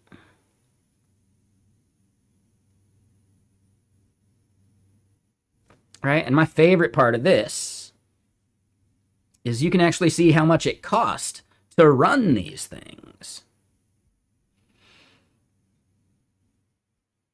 Right? So, you know, to run all of the benchmarks in this entire suite, Kimi K26 is $1,000. To do that same thing with Claude, $5K. Like, holy shit, dude. And Footlong, thank you. I appreciate that. Who got slapped by the sub hammer? Yeah, I appreciate it. Thank you. So yeah, Second N, 3D Code Warrior, Memfino, I'm probably saying that wrong. Crossy Masta, Ace, there you go. Ulats, Isaac Ewing, nice. Haven't seen them for a bit. Snowy Night Sky, Pro Avatar Strategy. Boylia. Letty Paterno. Tikataki. Oh, that's a fun name. I like that. Ibra. Coas. Bronland. Crunchy Nugs. FN Goofs. IDE Flop. And Doug Grubba.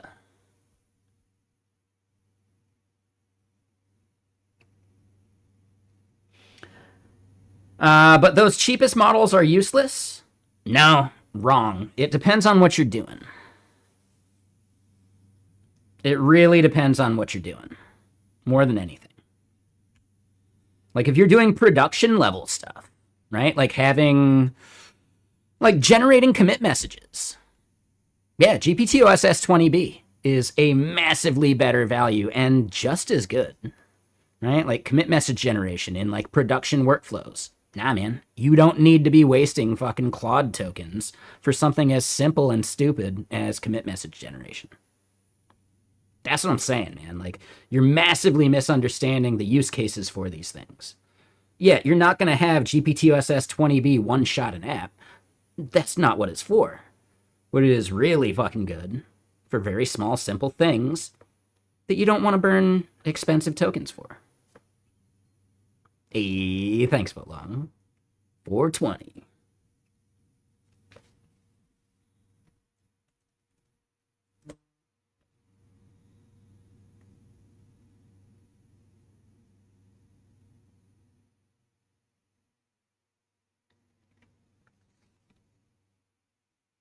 But then you have to switch all the time?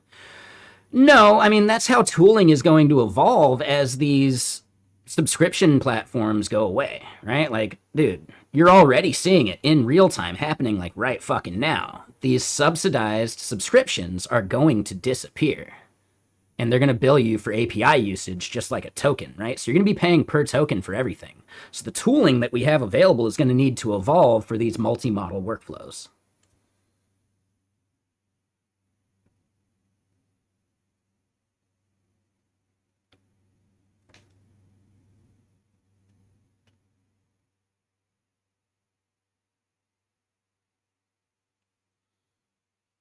So yeah, like our tooling hasn't caught up to like the reality of having to do this like multi-model stuff.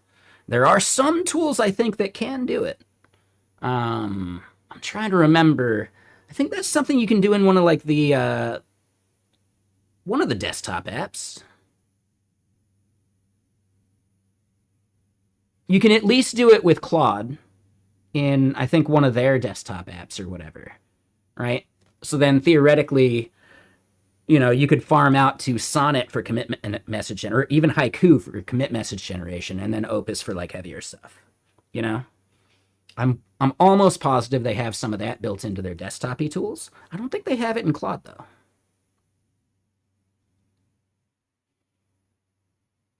Well, you need a CLI that's capable of it though, right? Actually switching models on the fly for you instead of you having to do it manually. And that's what I'm talking about. I think so far the only one I've seen for Claude is a GUI that does that. I have seen Gemini do that, right? So if you let Gemini just like default and take the wheel, it will dynamically switch between its models all on its own.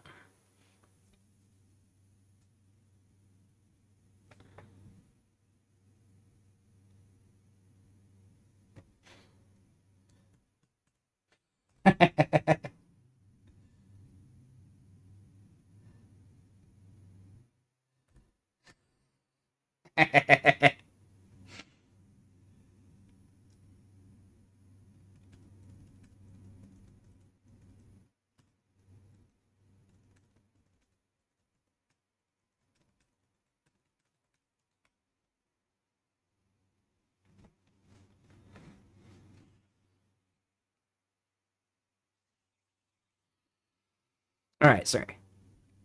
The Gemini thing?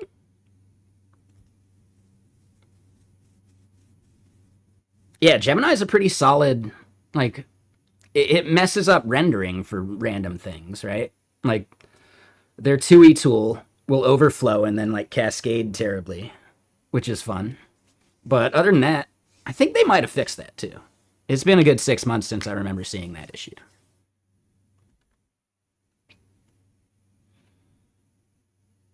But yeah, the intro offers are going to shrink.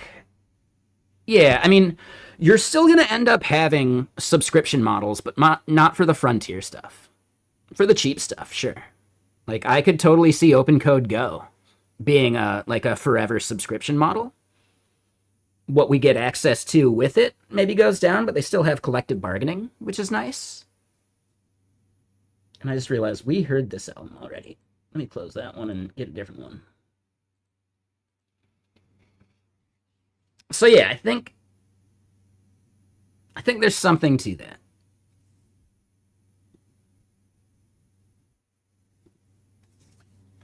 Uh,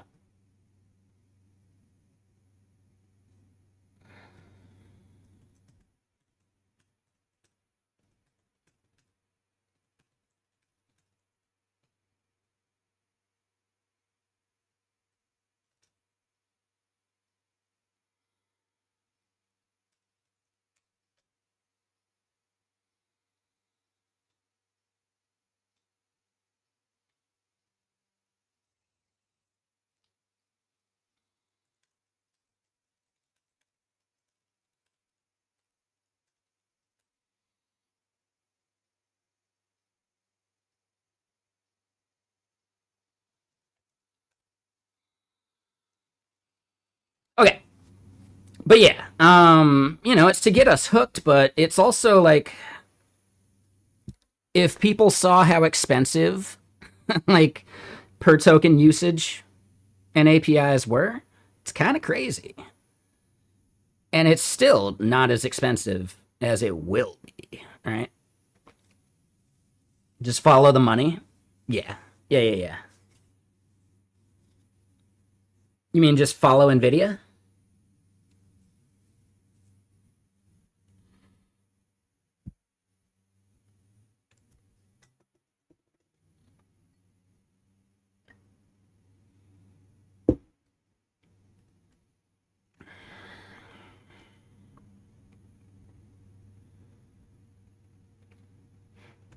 You hope it doesn't move to a point where only the rich can use AI? that's definitely going to be the way it is. Yep.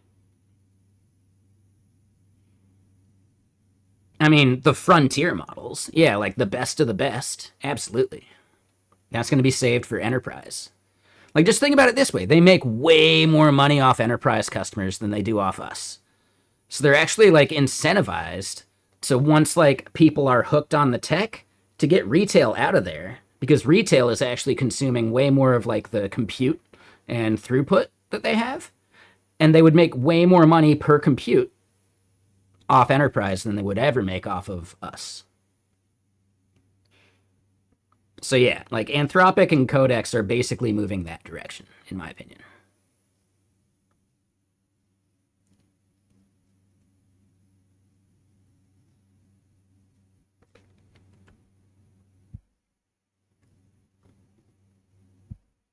But it's gonna get to the point where like, oh yeah, no, now we actually need engineers again.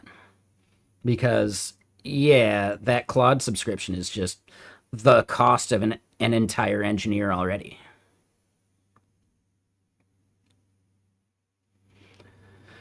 Retail is much harder to pursue. Depending on what you're talking about.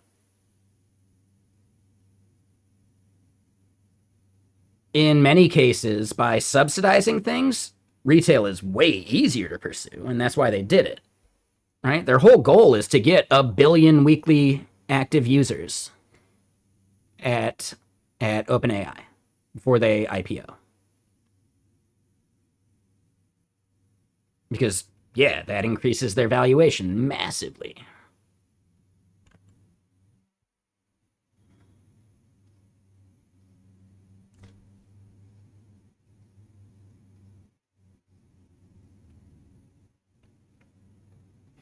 But I do still think there's going to be plenty of room for smaller focused models, right? Like actual just neural nets and some of that stuff.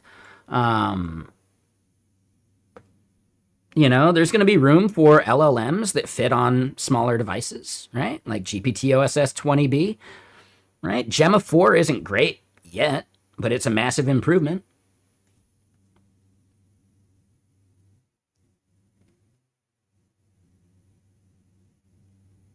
B2C, you mean?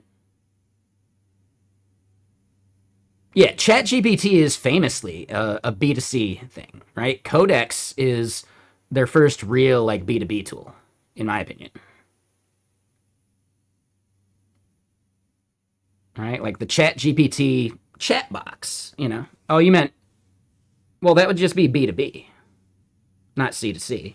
C stands for customer, B stands for business.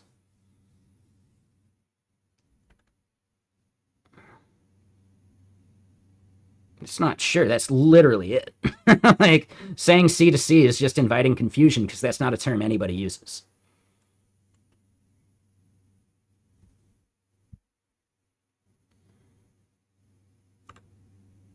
Those letters are nearby, so maybe it could have been a typo, but now we're seeing that now it's probably intentional. Yeah, no one's ever heard of C2C. It doesn't exist. I mean, I guess you could call C2C, like, you could call eBay a C2C company. Yeah, yeah, marketplaces are C2C, but I don't think they call it that. They just call it a marketplace.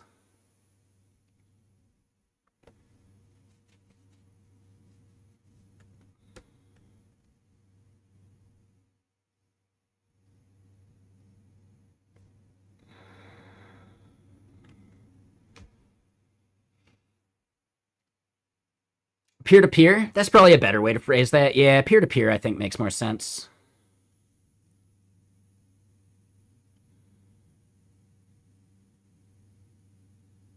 Yeah, we'll add more. Sure. Yeah, right now, I believe. Oh, this is actually stalled. All right, so slash GSD auto again. And continue. But yeah, we're in the process of adding more benchmarks, so we're gonna have to like rerun all of the junk too.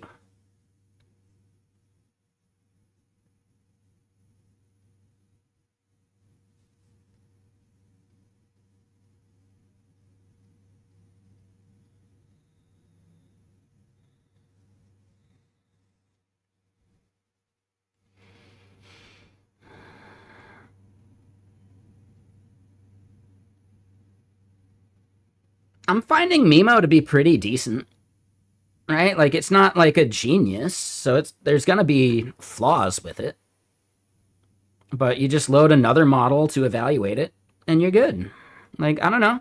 Mimo, Minimax, I didn't have great experiences with GLM 5.1, but people like that one. Kimi K26, fantastic in my opinion. I think they're pretty damn good at following instructions. Let me put it this way, Mohai. That actually depends more on your harness than anything. Right? Because your harness has a system prompt. And that system prompt actually carries way more than the model itself. And you can see that as evidence by looking at terminal bench, which is one of the things that I'm kind of taking as inspiration for what I'm building. Right? If we look at, not agents, but models, and we do Opus, let's just say 4.6 for now. The worst thing, right? Ranked 40th at running Claude Opus is Claude Code. Claude Opus in any other terminal is better than Claude Code's version because the harness actually matters these days. It's crazy, right?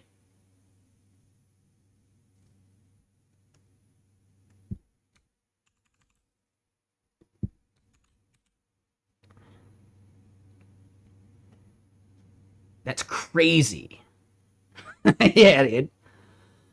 Claude Code is the worst place to run Claude Opus.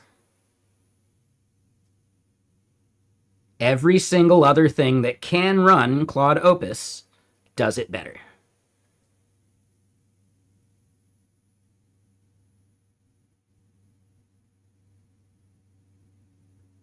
Yeah, dude. Yeah, check the link I just gave you. Fiddle with it. Like, really check it out, man. It's cool.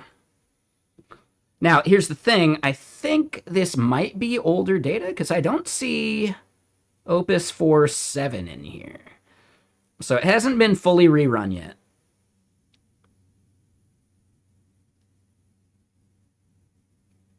So yeah, like if you just look, this was as of February. So it's been a while. These should probably be rerun.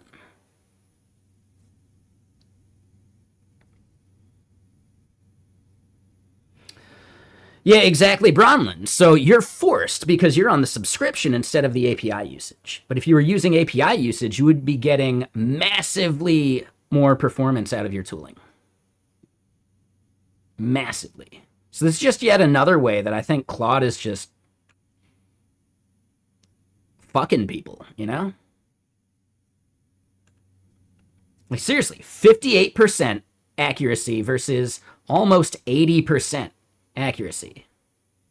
Oh, I know it's way cheaper.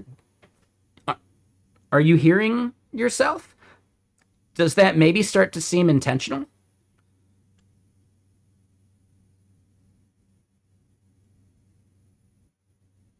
If it performs worse, then you're going to have to run more stuff to correct it, right?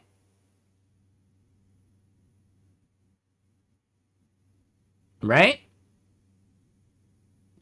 Like, if it's actually performing worse, it's going to force you to have to do more. You're going to have to run and hit the max of your thing.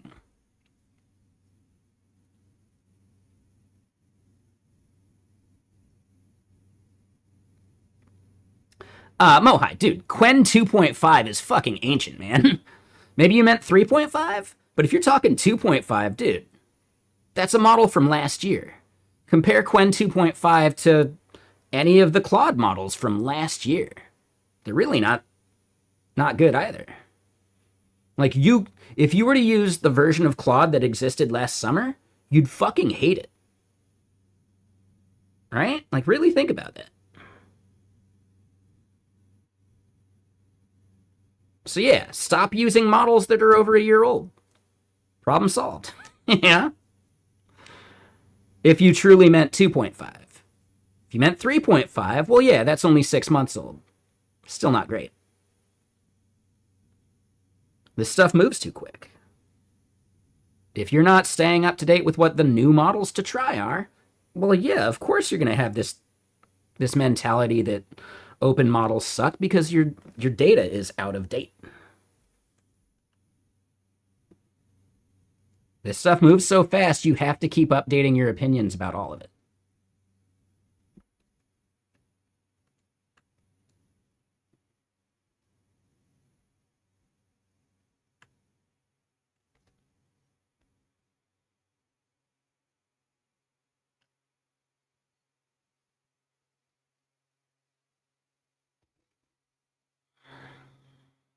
But yeah, I don't know. It's definitely worth checking this stuff out, trying it, man. You know? But the biggest thing to remember is that max plan that you have, it's going away. Or they're going to neuter it to where you don't get nearly as much usage out of it. It's not a forever thing, so get used to trying other stuff. Because that max plan is not going to be there forever.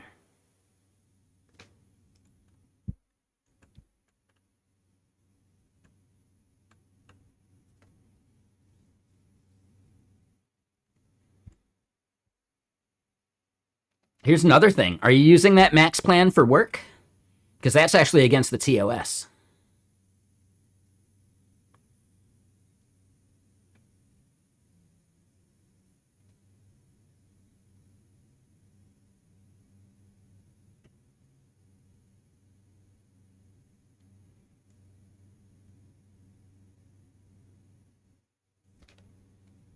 And 3.5 is 6 months old, Mohai.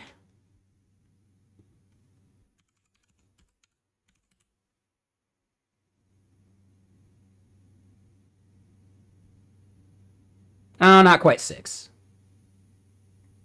Damn, I didn't realize how recent it was. I could have sworn it was like November. But okay. Yeah, never mind. So it's not as old as I thought. Good call. But that may be like the biggest thing, right? You're talking about the VL model. So you need vision stuff. Yeah, you may need a frontier model for vision stuff. I wasn't even talking about vision stuff. I'm talking about coding, man.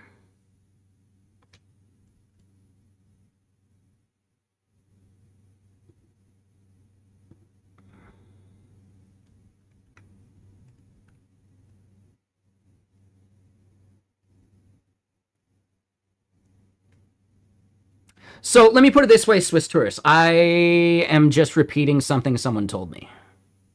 So I'm not 100% about that one. Like I said, I don't use the max plan, so I haven't verified that part. So touche. I could be wrong.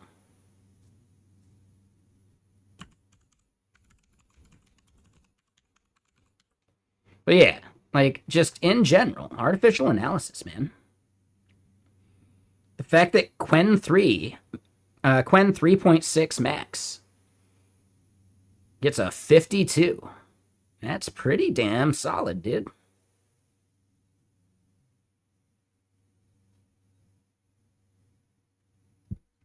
Yeah, I'm not 100% now, Swiss tourist. Yeah, I was definitely under the impression that they want enterprise using API tokens. People just tend to get around it. Like, hell, those might even be honeypot fields. Yeah, we'll let you sign up now, but did you read the TOS? I'm actually curious about it now. Claude code TOS. I'm really curious about that now. Usage policy.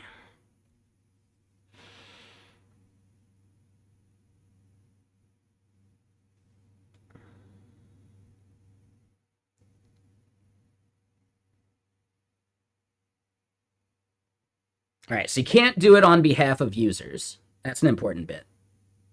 So that might be what someone was talking about.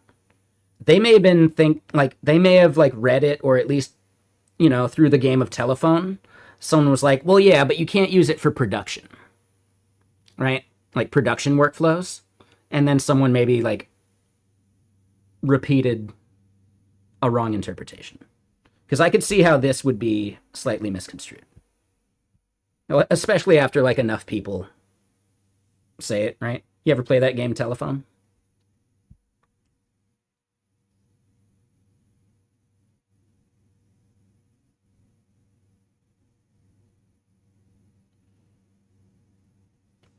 And you know what telephone actually tells us? That we have psychopaths living among us. People who are willing to break the game just for the fun of it.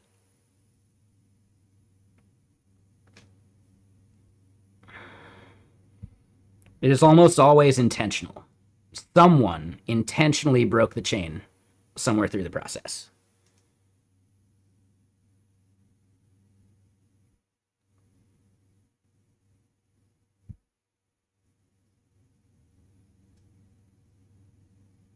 But yeah, so to me, this seems like probably what someone might have like said at that point.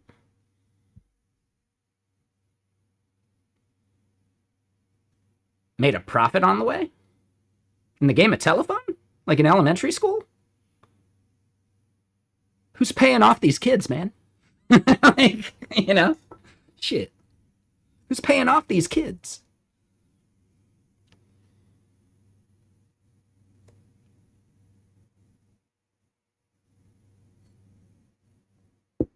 No. I know what you actually meant. You meant like adults passing misinformation. That's not quite what I was getting at. I was talking about the game telephone. Like literally the game telephone. You don't even play that as an adult. You know? Hold on. Which one is this, Mohai? Is this the one where Theo's like, hey man, I feel bad for my friends at Anthropic? Is that the one? Yeah, no, I read this for sure.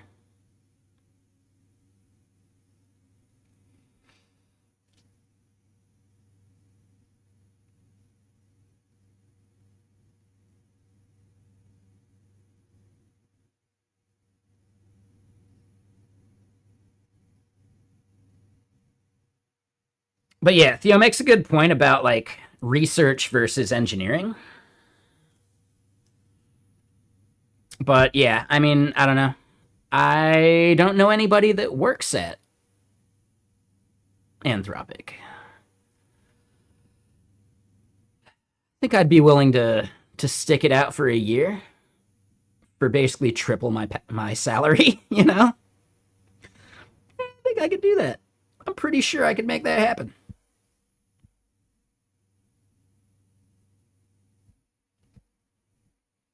I could stick it out for at least a year to triple my salary. Dude, I've worked at a life insurance company before for way less money. Shit.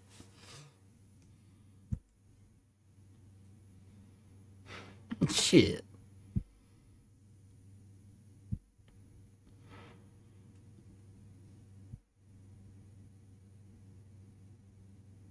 I've worked on some really bullshitty apps when I was at the agency that I was at. Someone basically wanted to like reinvent email as a web app. And no, I don't mean like sending actual emails through the web app, but like reinvent the entire like idea of email through a web app just so that they could like track boot camp users or boot camp grads and their like application processes and stuff. It was crazy, actually. It was fucking crazy, dude. And dude was doing it with his own money. Never, ever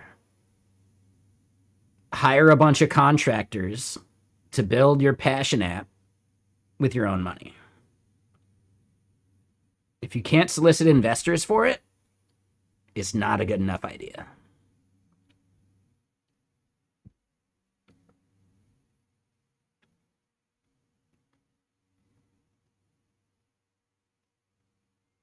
Right? Like, if you can't convince people to invest in it, there's no way you can convince customers to buy it.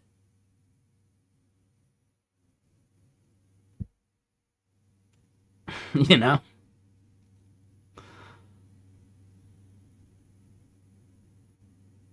Not literally, but there's definitely a thing to that. It's like age-old startup advice.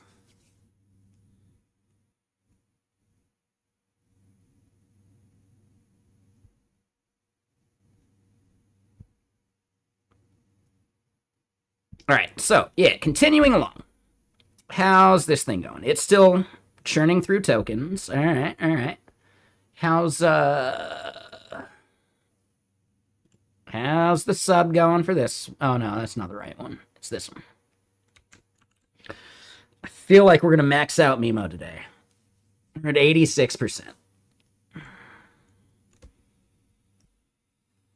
right, so then while GitBench is still iterating through that next milestone, it's still got 3 other slices to do.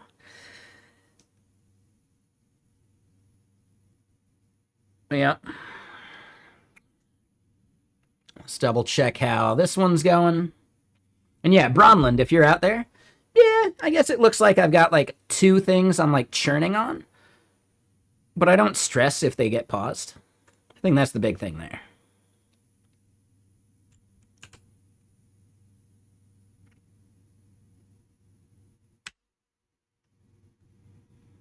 So, like, are they technically running concurrently if they're paused? I guess that's the big thing there, right?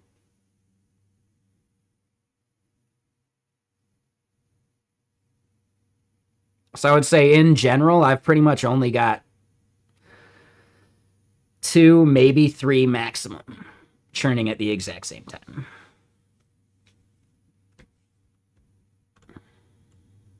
Now, I do think it matters.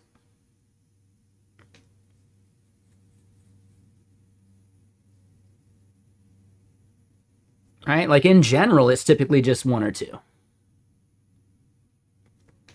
It's rare for like a third one to be burning, but you know, we're probably going to get it going here in just a second. I do have Claude tokens to burn. I got the $20 sub. We do also have Gemini tokens to burn. Yeah, hold on. We did an estimate somewhere. Where did I have that estimate?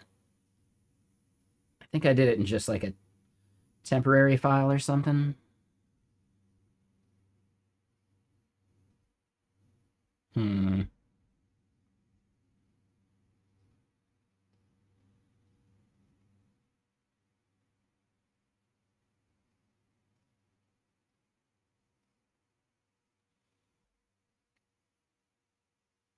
I must have closed that window or something.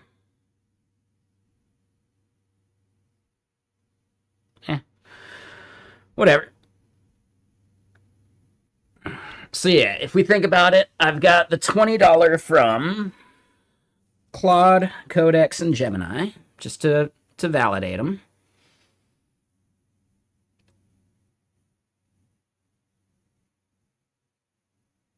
I've got the, let's call it $10 from Open Code Go.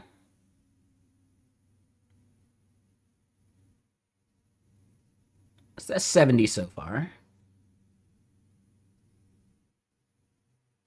And then, yeah, I tried Mimo. We're canceling that one. But I do have the Minimax subscription as well, because I ran out of my Open Code Go. Now, the reason we were able to do that is because, you know, we had a bunch of stuff going, and we still got 5 more days.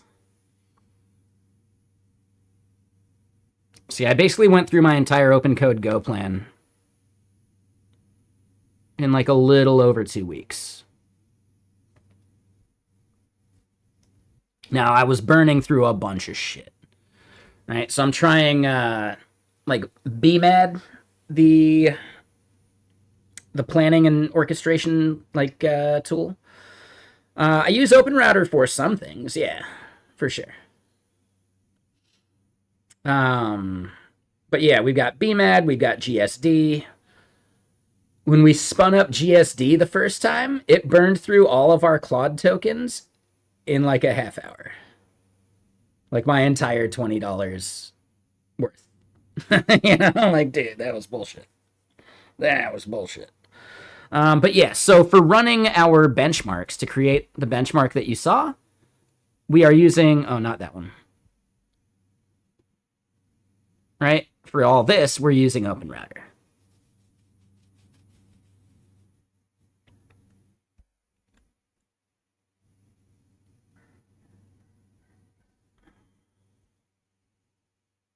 And then I use OpenRouter for production flows as well.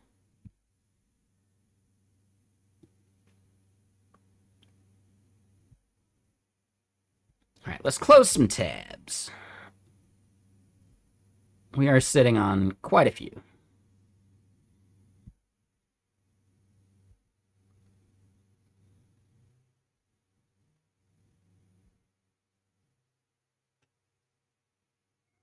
Yeah. So here's my Minimax, dude. I think the Minimax is one of the best deals.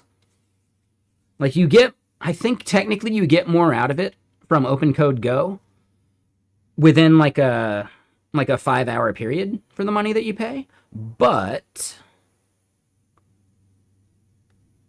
this doesn't have a monthly total, as far as I can tell. It just has the 5 hours and the weekly. So because of that, like, I just think this is more tenable for me.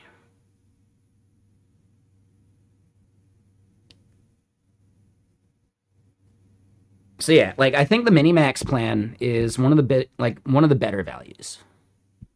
The Mimo one that we're canceling, it was all right, but like, yeah, just the fact that it has like a monthly limit versus just like weekly and whatever, it's not quite smart enough for me to care about it.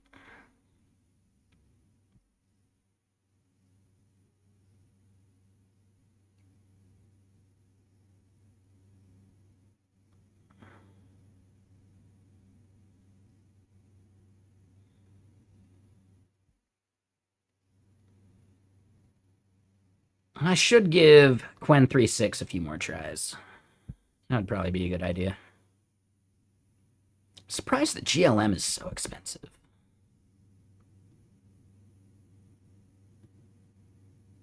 But all right, yeah. Continuing to close. I do want to just keep that around, though.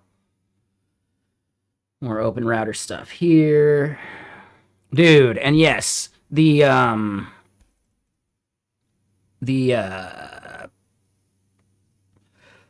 OpenRouter tokens for Gemini Pro are insane. Like,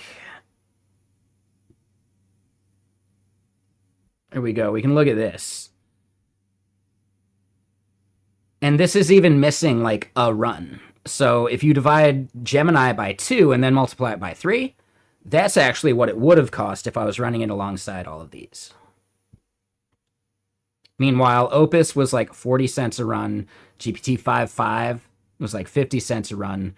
Gemini is like, dude, $1.45 a run. I don't like it. Meanwhile, Gemini Flash Lite, 5 cents. Gemini Flash Preview, 8 cents. Have I tried Pi? Yeah, I'm using Pi for auto research, and GSD is based on auto research now as well.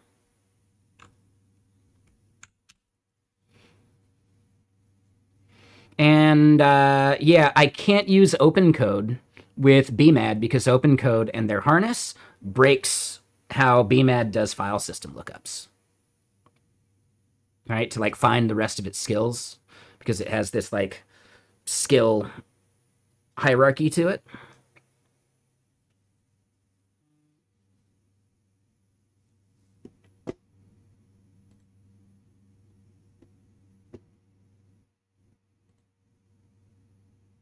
Yep. Token plan for Mimo has reached 90%. Oh, I forgot this one's using Mimo too. Yeah.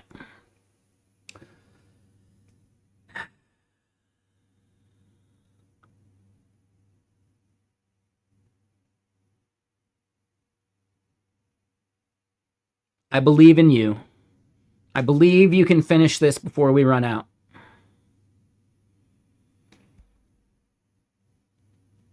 You're using Windsurf? Yeah, I don't think the in-editor chats are actually that valuable. I think the CLIs are good enough, but I think also like the tools that orchestrate things, right?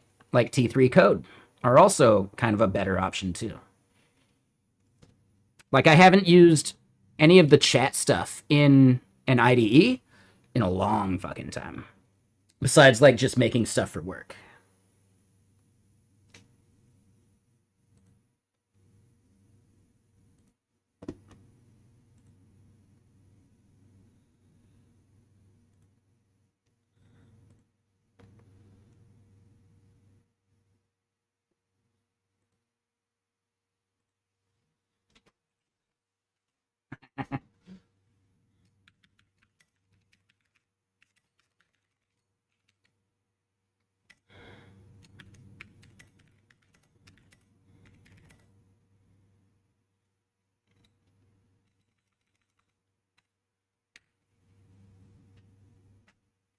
Awesome.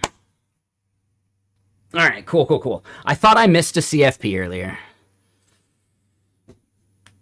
I reached out to the person holding the event, and they were like, yeah, I've got like 10 people that reached out to me that are hoping the form could be re-enabled or whatever. So I just did it for another 2 weeks. So it's like, yes, thank you. I'm going to finish it today or tomorrow anyway, but still, like, whew. I was actually super bummed I missed it because I misunderstood 12 p.m. But if it had been 12 a.m., I would have missed it by even more hours. But I just brain farted on it.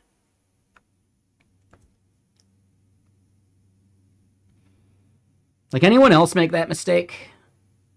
Oh, the one at night. That's got to be the PM one, right? Nope. I flip-flop those in my head way too much.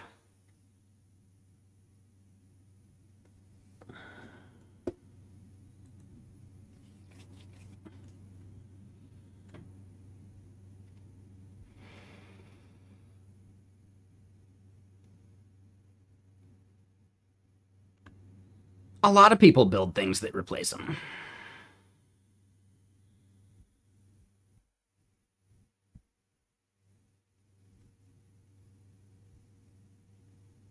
It's called the Industrial Revolution.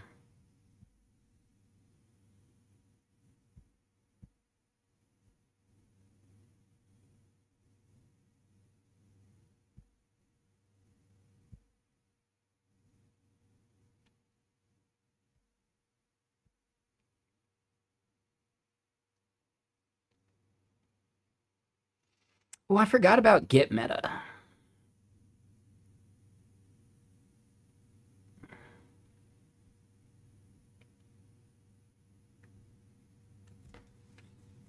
Yeah, let me share that.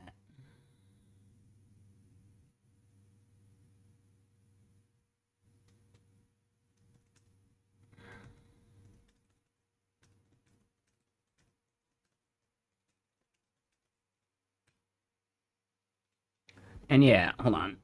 Who is the creator of it? Git Meta contributors?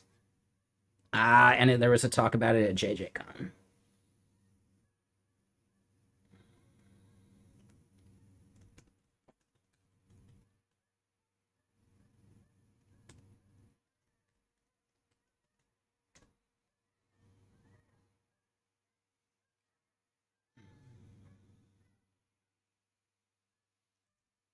Damn it.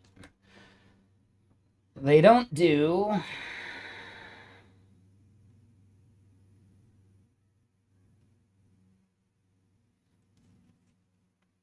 Yeah, 1 second.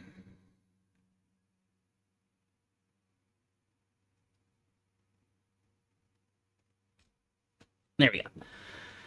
Yeah, I noticed that Git Meta is not doing proper graph tags. So we could always try and contribute to it.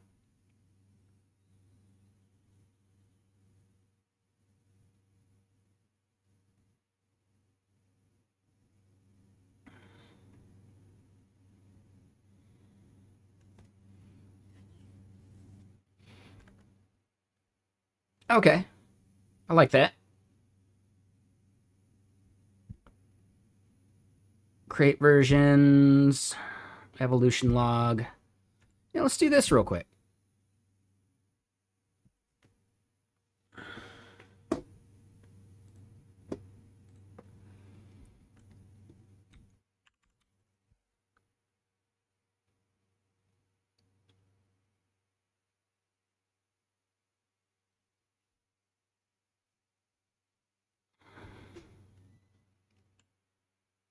Where do I want to put it?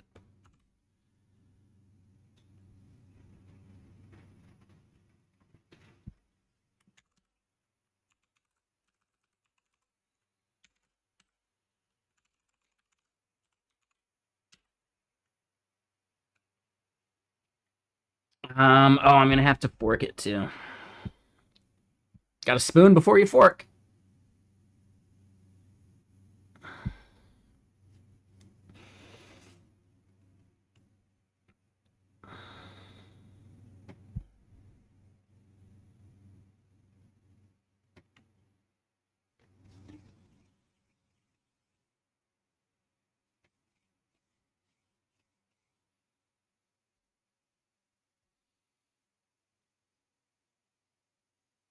All right, so cd git meta git remote dash b.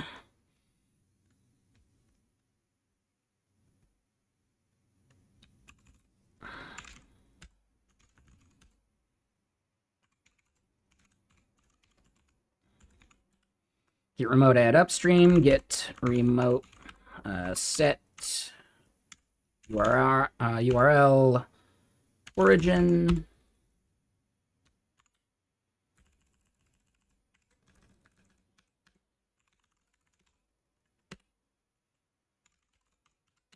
Alrighty.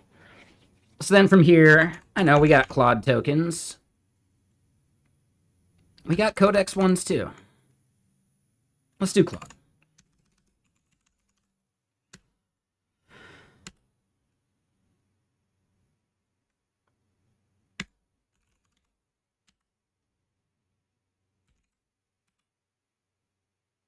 Yep. All right. So Opus 4.7 extra high. Whatever.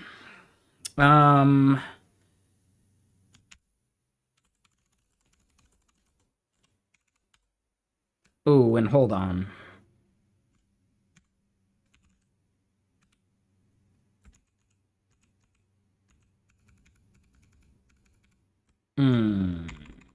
Yeah. Okay. So hold on. Exactly. Why not?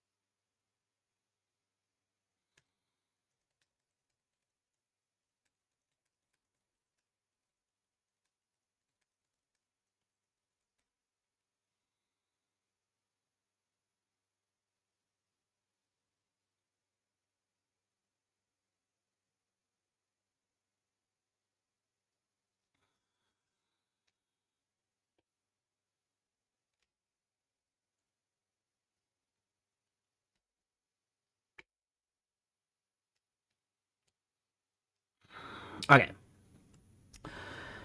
So, yeah, the thing we want to do.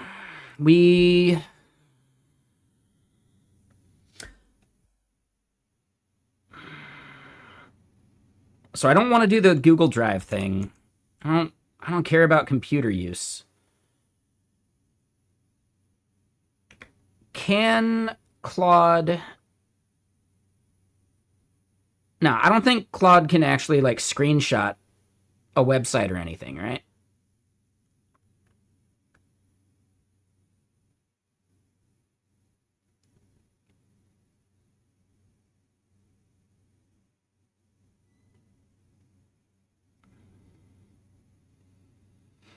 Yeah, we'd have to do, like, the Chrome or Firefox MCP or Playwright.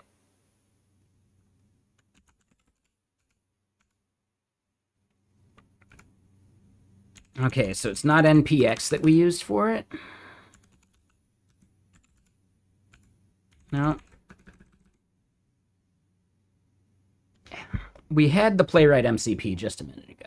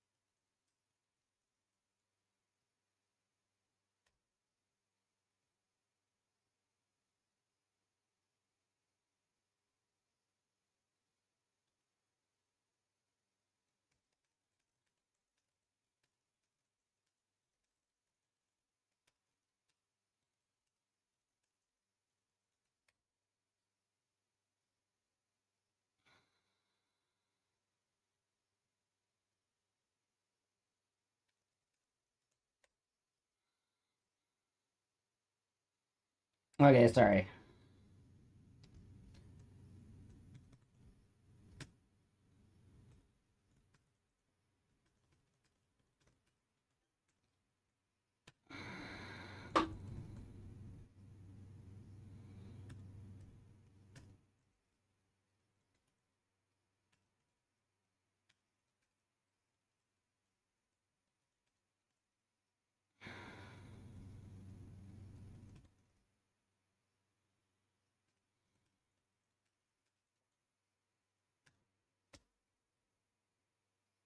Okay.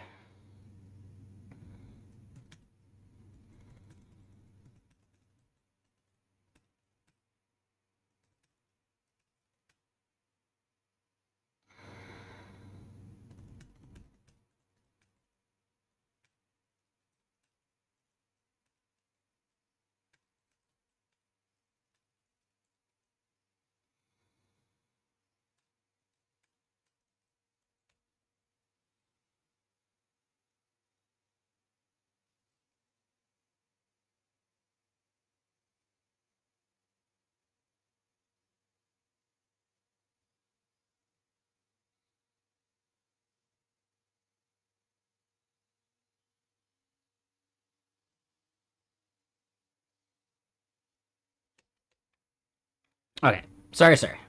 So yeah, we're gonna add playwright MCP because why not?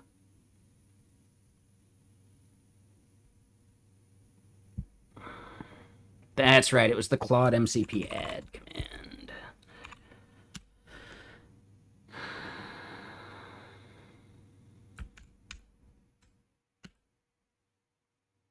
All right, so there we go. Let's see.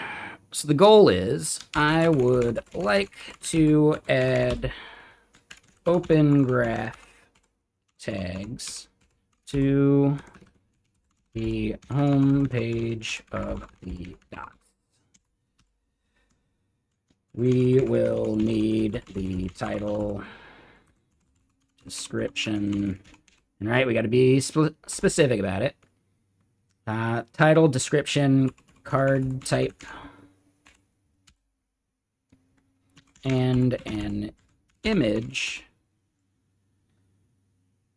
in all the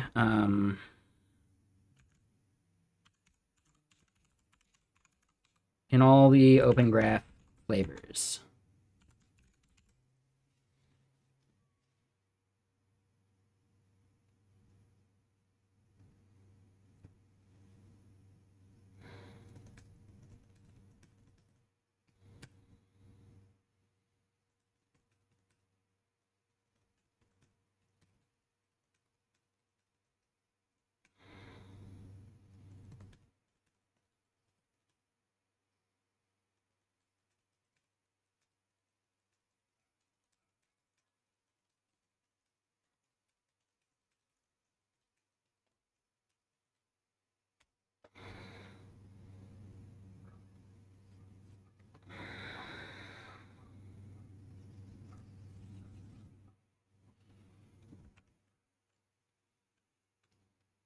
It's going to eat up tokens. Whatever. I'm not that worried about it. I want to see how much we can do.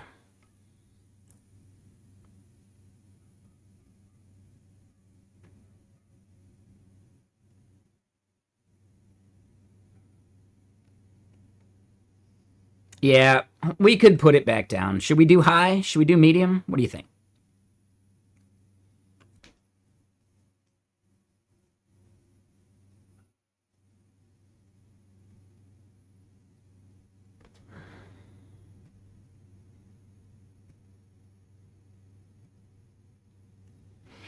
All right. Continuing along.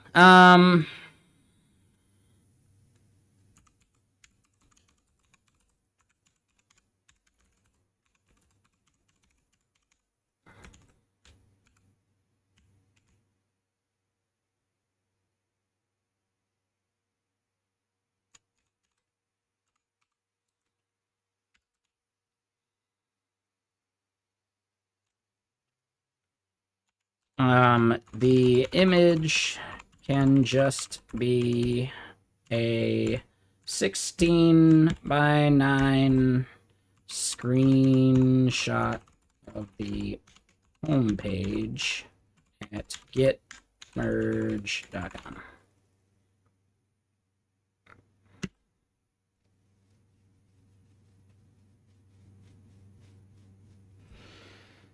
I'm gonna give it a shot with high. Fuck it. Whatever, man. Whatever. Where do I see my usage?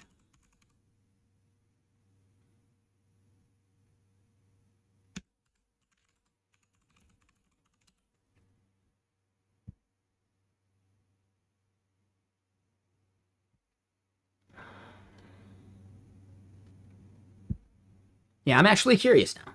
I want to see how much it'll actually burn. I think that's a valid test. I don't think it should take that long either.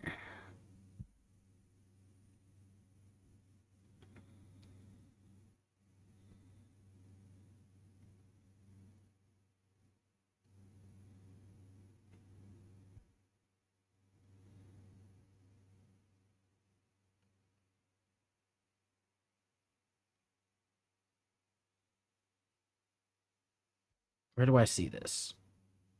Well, okay, that's fine. That's actually a public address that plenty of people have, actually. That's where I sent stickers out from and everything. Limits?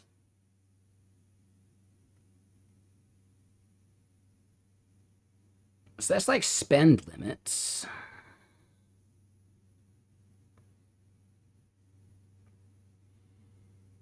Am I using the right account?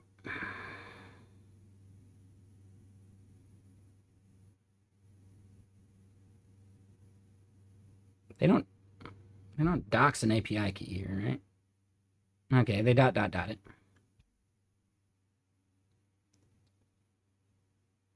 Settings usage? Yeah, why don't I see the settings usage?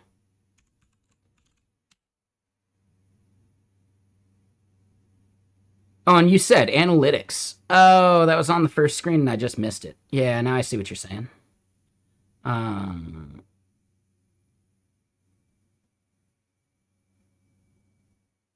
Yeah, no. Maybe Claude code usage. That's it. There we go.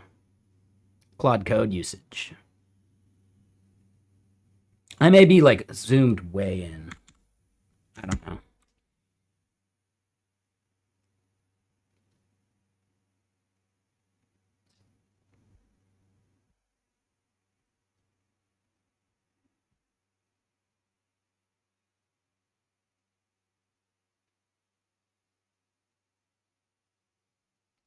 Yeah, I'm wondering if this is actually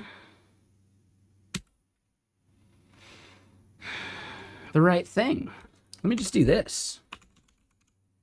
Oh.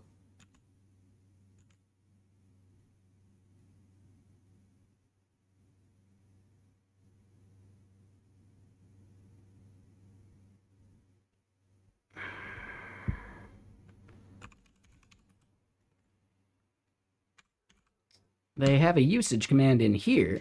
Okay, there we go. So current week, all models. Current session. So yeah, I guess I used Claude a little bit last week. I don't know.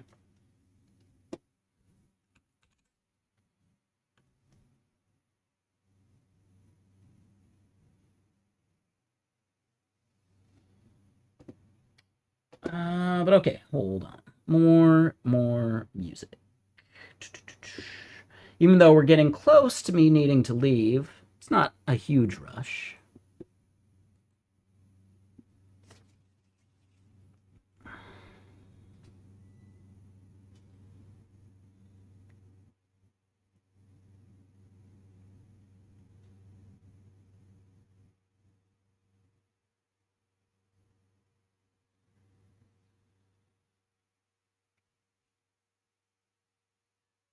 Oh, that's right. We were using Claude for Masijo design BS.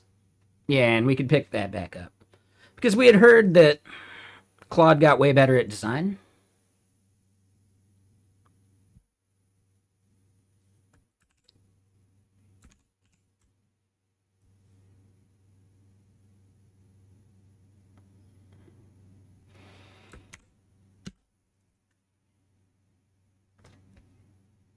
God, I should have done YOLO mode.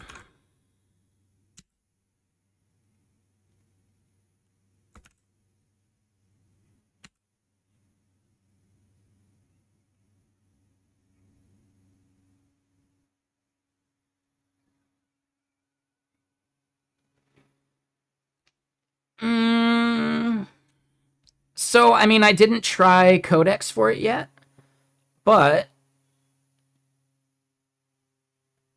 this is one of the graphics that we had it come up with. It required a lot of effort to get to this, but it worked.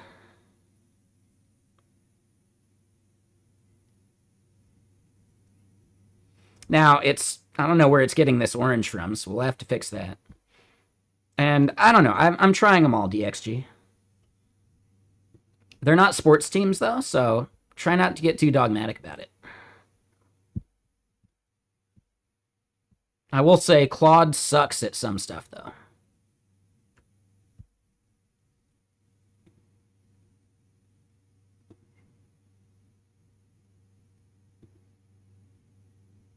Like, more than Codex sucks at some stuff. But then, yeah, maybe Codex sucks at some other stuff. It's all about the benchmarks. Or the Benjamins. Oh, how's this one doing? Oh, we maxed out Mimo. Shit.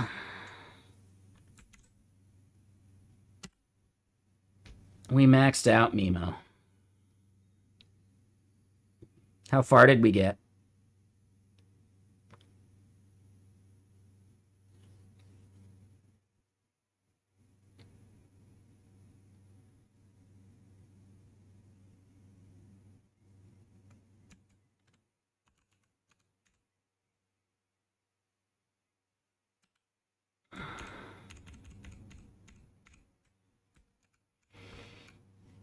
That is the thing that was nice about Mimo, though.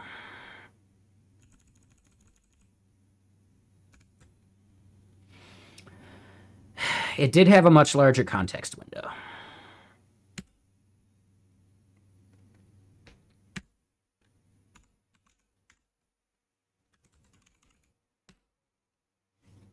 All right, so kick it back off.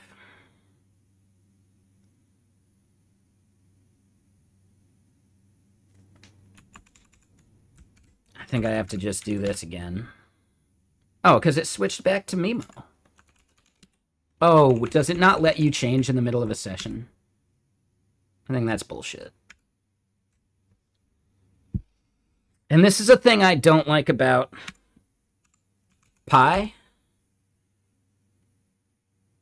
Like, it doesn't keep a history, so I can't just, like, tab up to previous things. It doesn't matter for this specifically, but if I was in the middle of, like, another flow, I'd be really annoyed by that.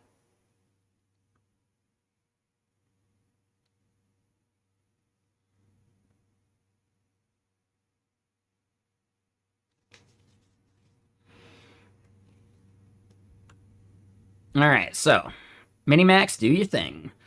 Mimo, we're no longer auto-renewing, so we can just close that. Gone. And then how's Claude kicking?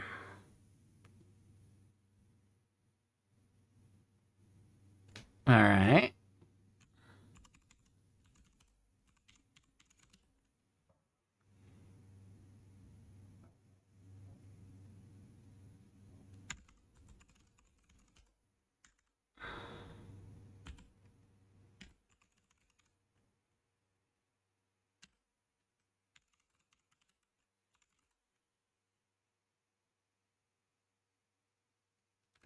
All right, so then we modified that.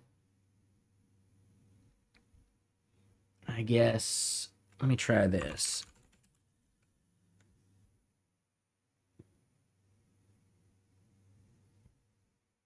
So here in Docs. All right, we want to see what we changed.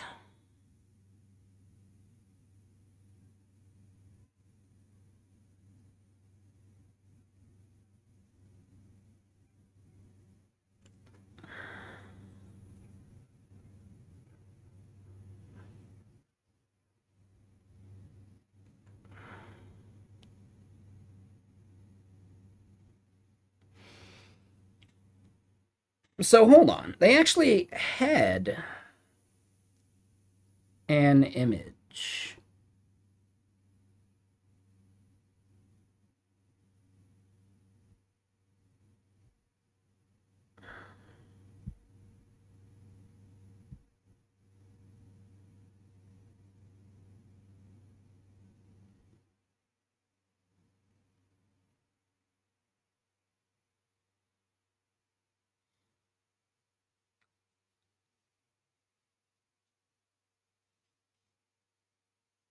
Okay, so hold on. Let me double check this.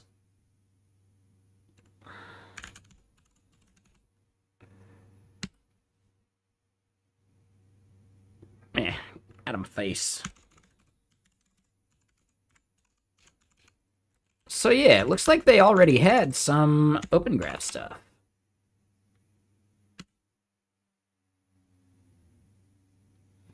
Oh, and I did git merge. Damn it. Not git merge. Git meta.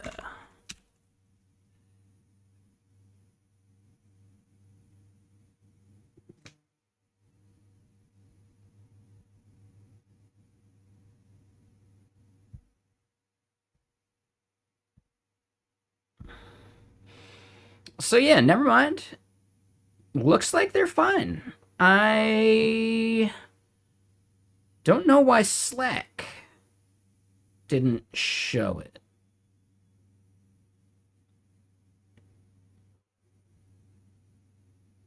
I do think the logo is a terrible idea. Like, they should do a screenshot or something.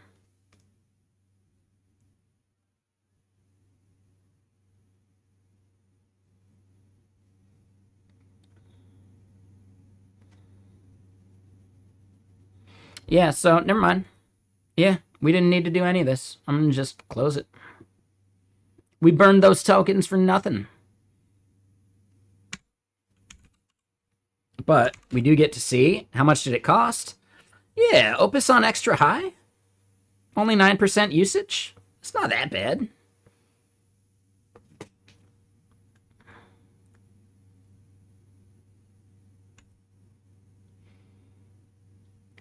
It is crazy that it cost us 46 cents.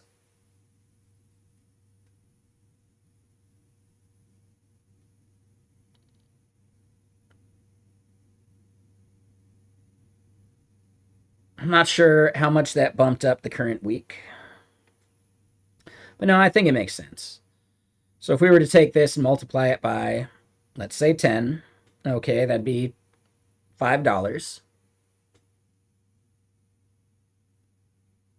And you could do that multiple days a week. So yeah, the $20 plan is still getting you a value if you're looking at what your API cost would have been. So I don't think it's that terrible.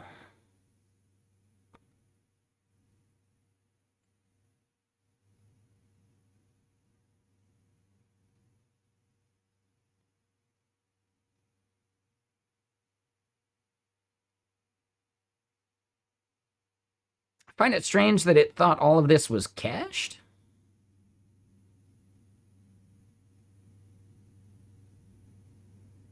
Yeah, I don't know. But okay, yeah, we can close that. That was not necessary. So then Minimax is doing the bench thing. Works for me. How's this one? All right, so then this.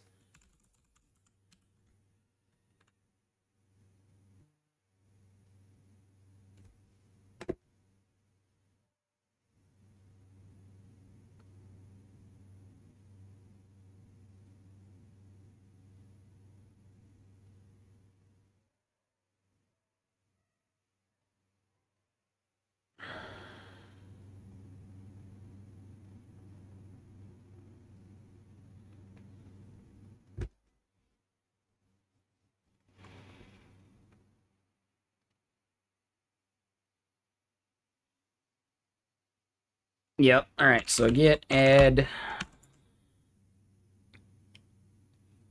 packages, apps.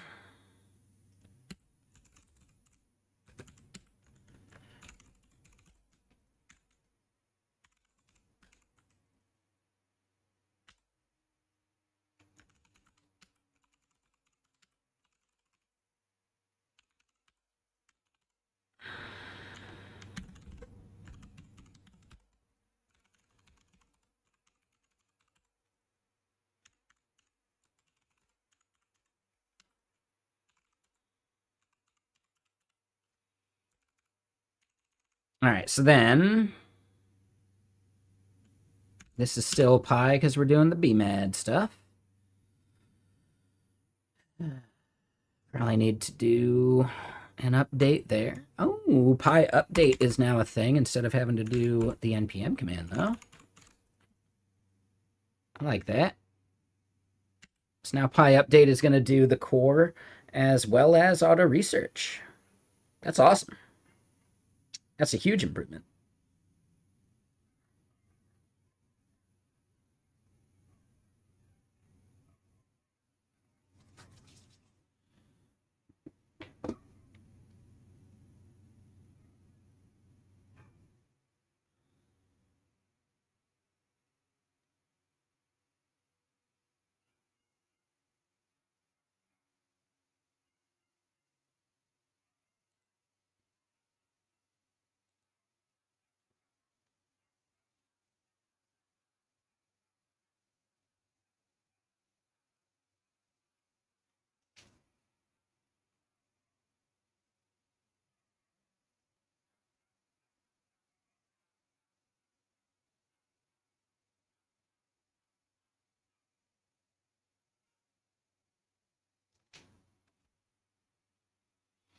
All right, bring pi back up. Oh, yeah, hold on.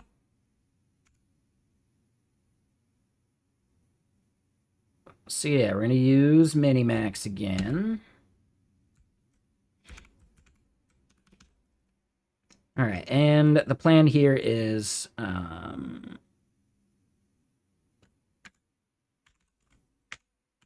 bmad create story.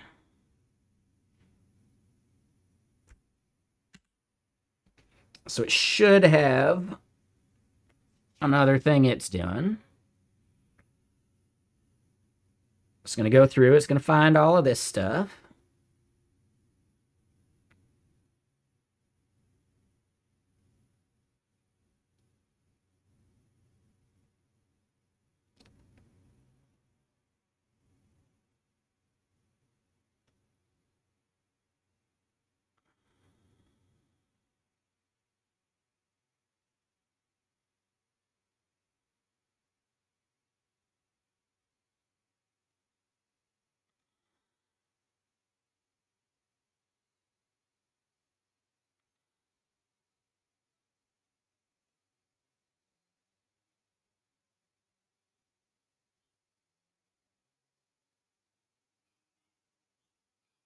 Okay, so it knew that it fixed that part. So now it's moving on to epic number 5, which is awesome.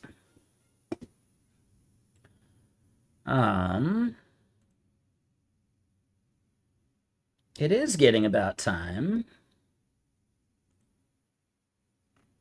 for me to find someone to raid.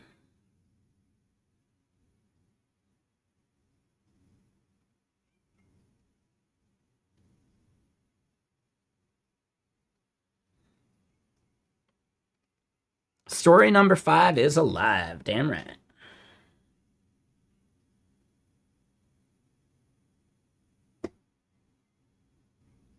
Ah, Code Drift is going. Perfect.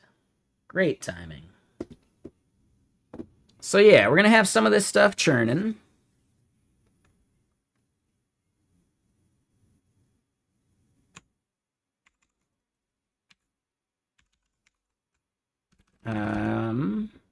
Kick it off again. Right, we can let these run while we're out and about. Yeah, it looks to me like he's doing some task lists. Claude 4.7 versus a well-scoped problem. Yeah? I don't know, we'll check it out.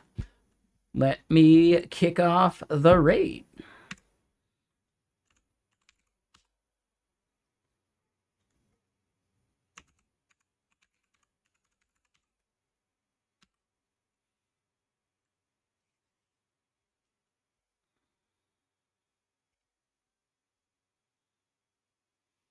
All right, and then how's GitBench? Plugging along. So it's validating that milestone we created. So it's actually going to wrap up pretty quick. I think our goal for this tomorrow then is we'll turn Codex loose on reviewing some of the stuff we did. Right? Like, are our benchmarks actually testing the right thing, etc.? But yeah. So this is a good moment. Thank you all for hanging out. I will see you soon. I've got a meetup to go to. I don't need to be there like right as it starts, but close enough. I still gotta like finish getting dressed and all that. Gotta put on shoes. Ugh. So yeah, have a great rest of your night, everyone. We got a lot of work done. We, got a little bit of arguing done. That's my fault. But there were still like some good conversations there. So I really appreciate it. Thank you all for being here. And I will see you tomorrow. Hell yeah. So have a great rest of your day. Later. Let's go say hi to Code Drift. I'll see you soon. Later.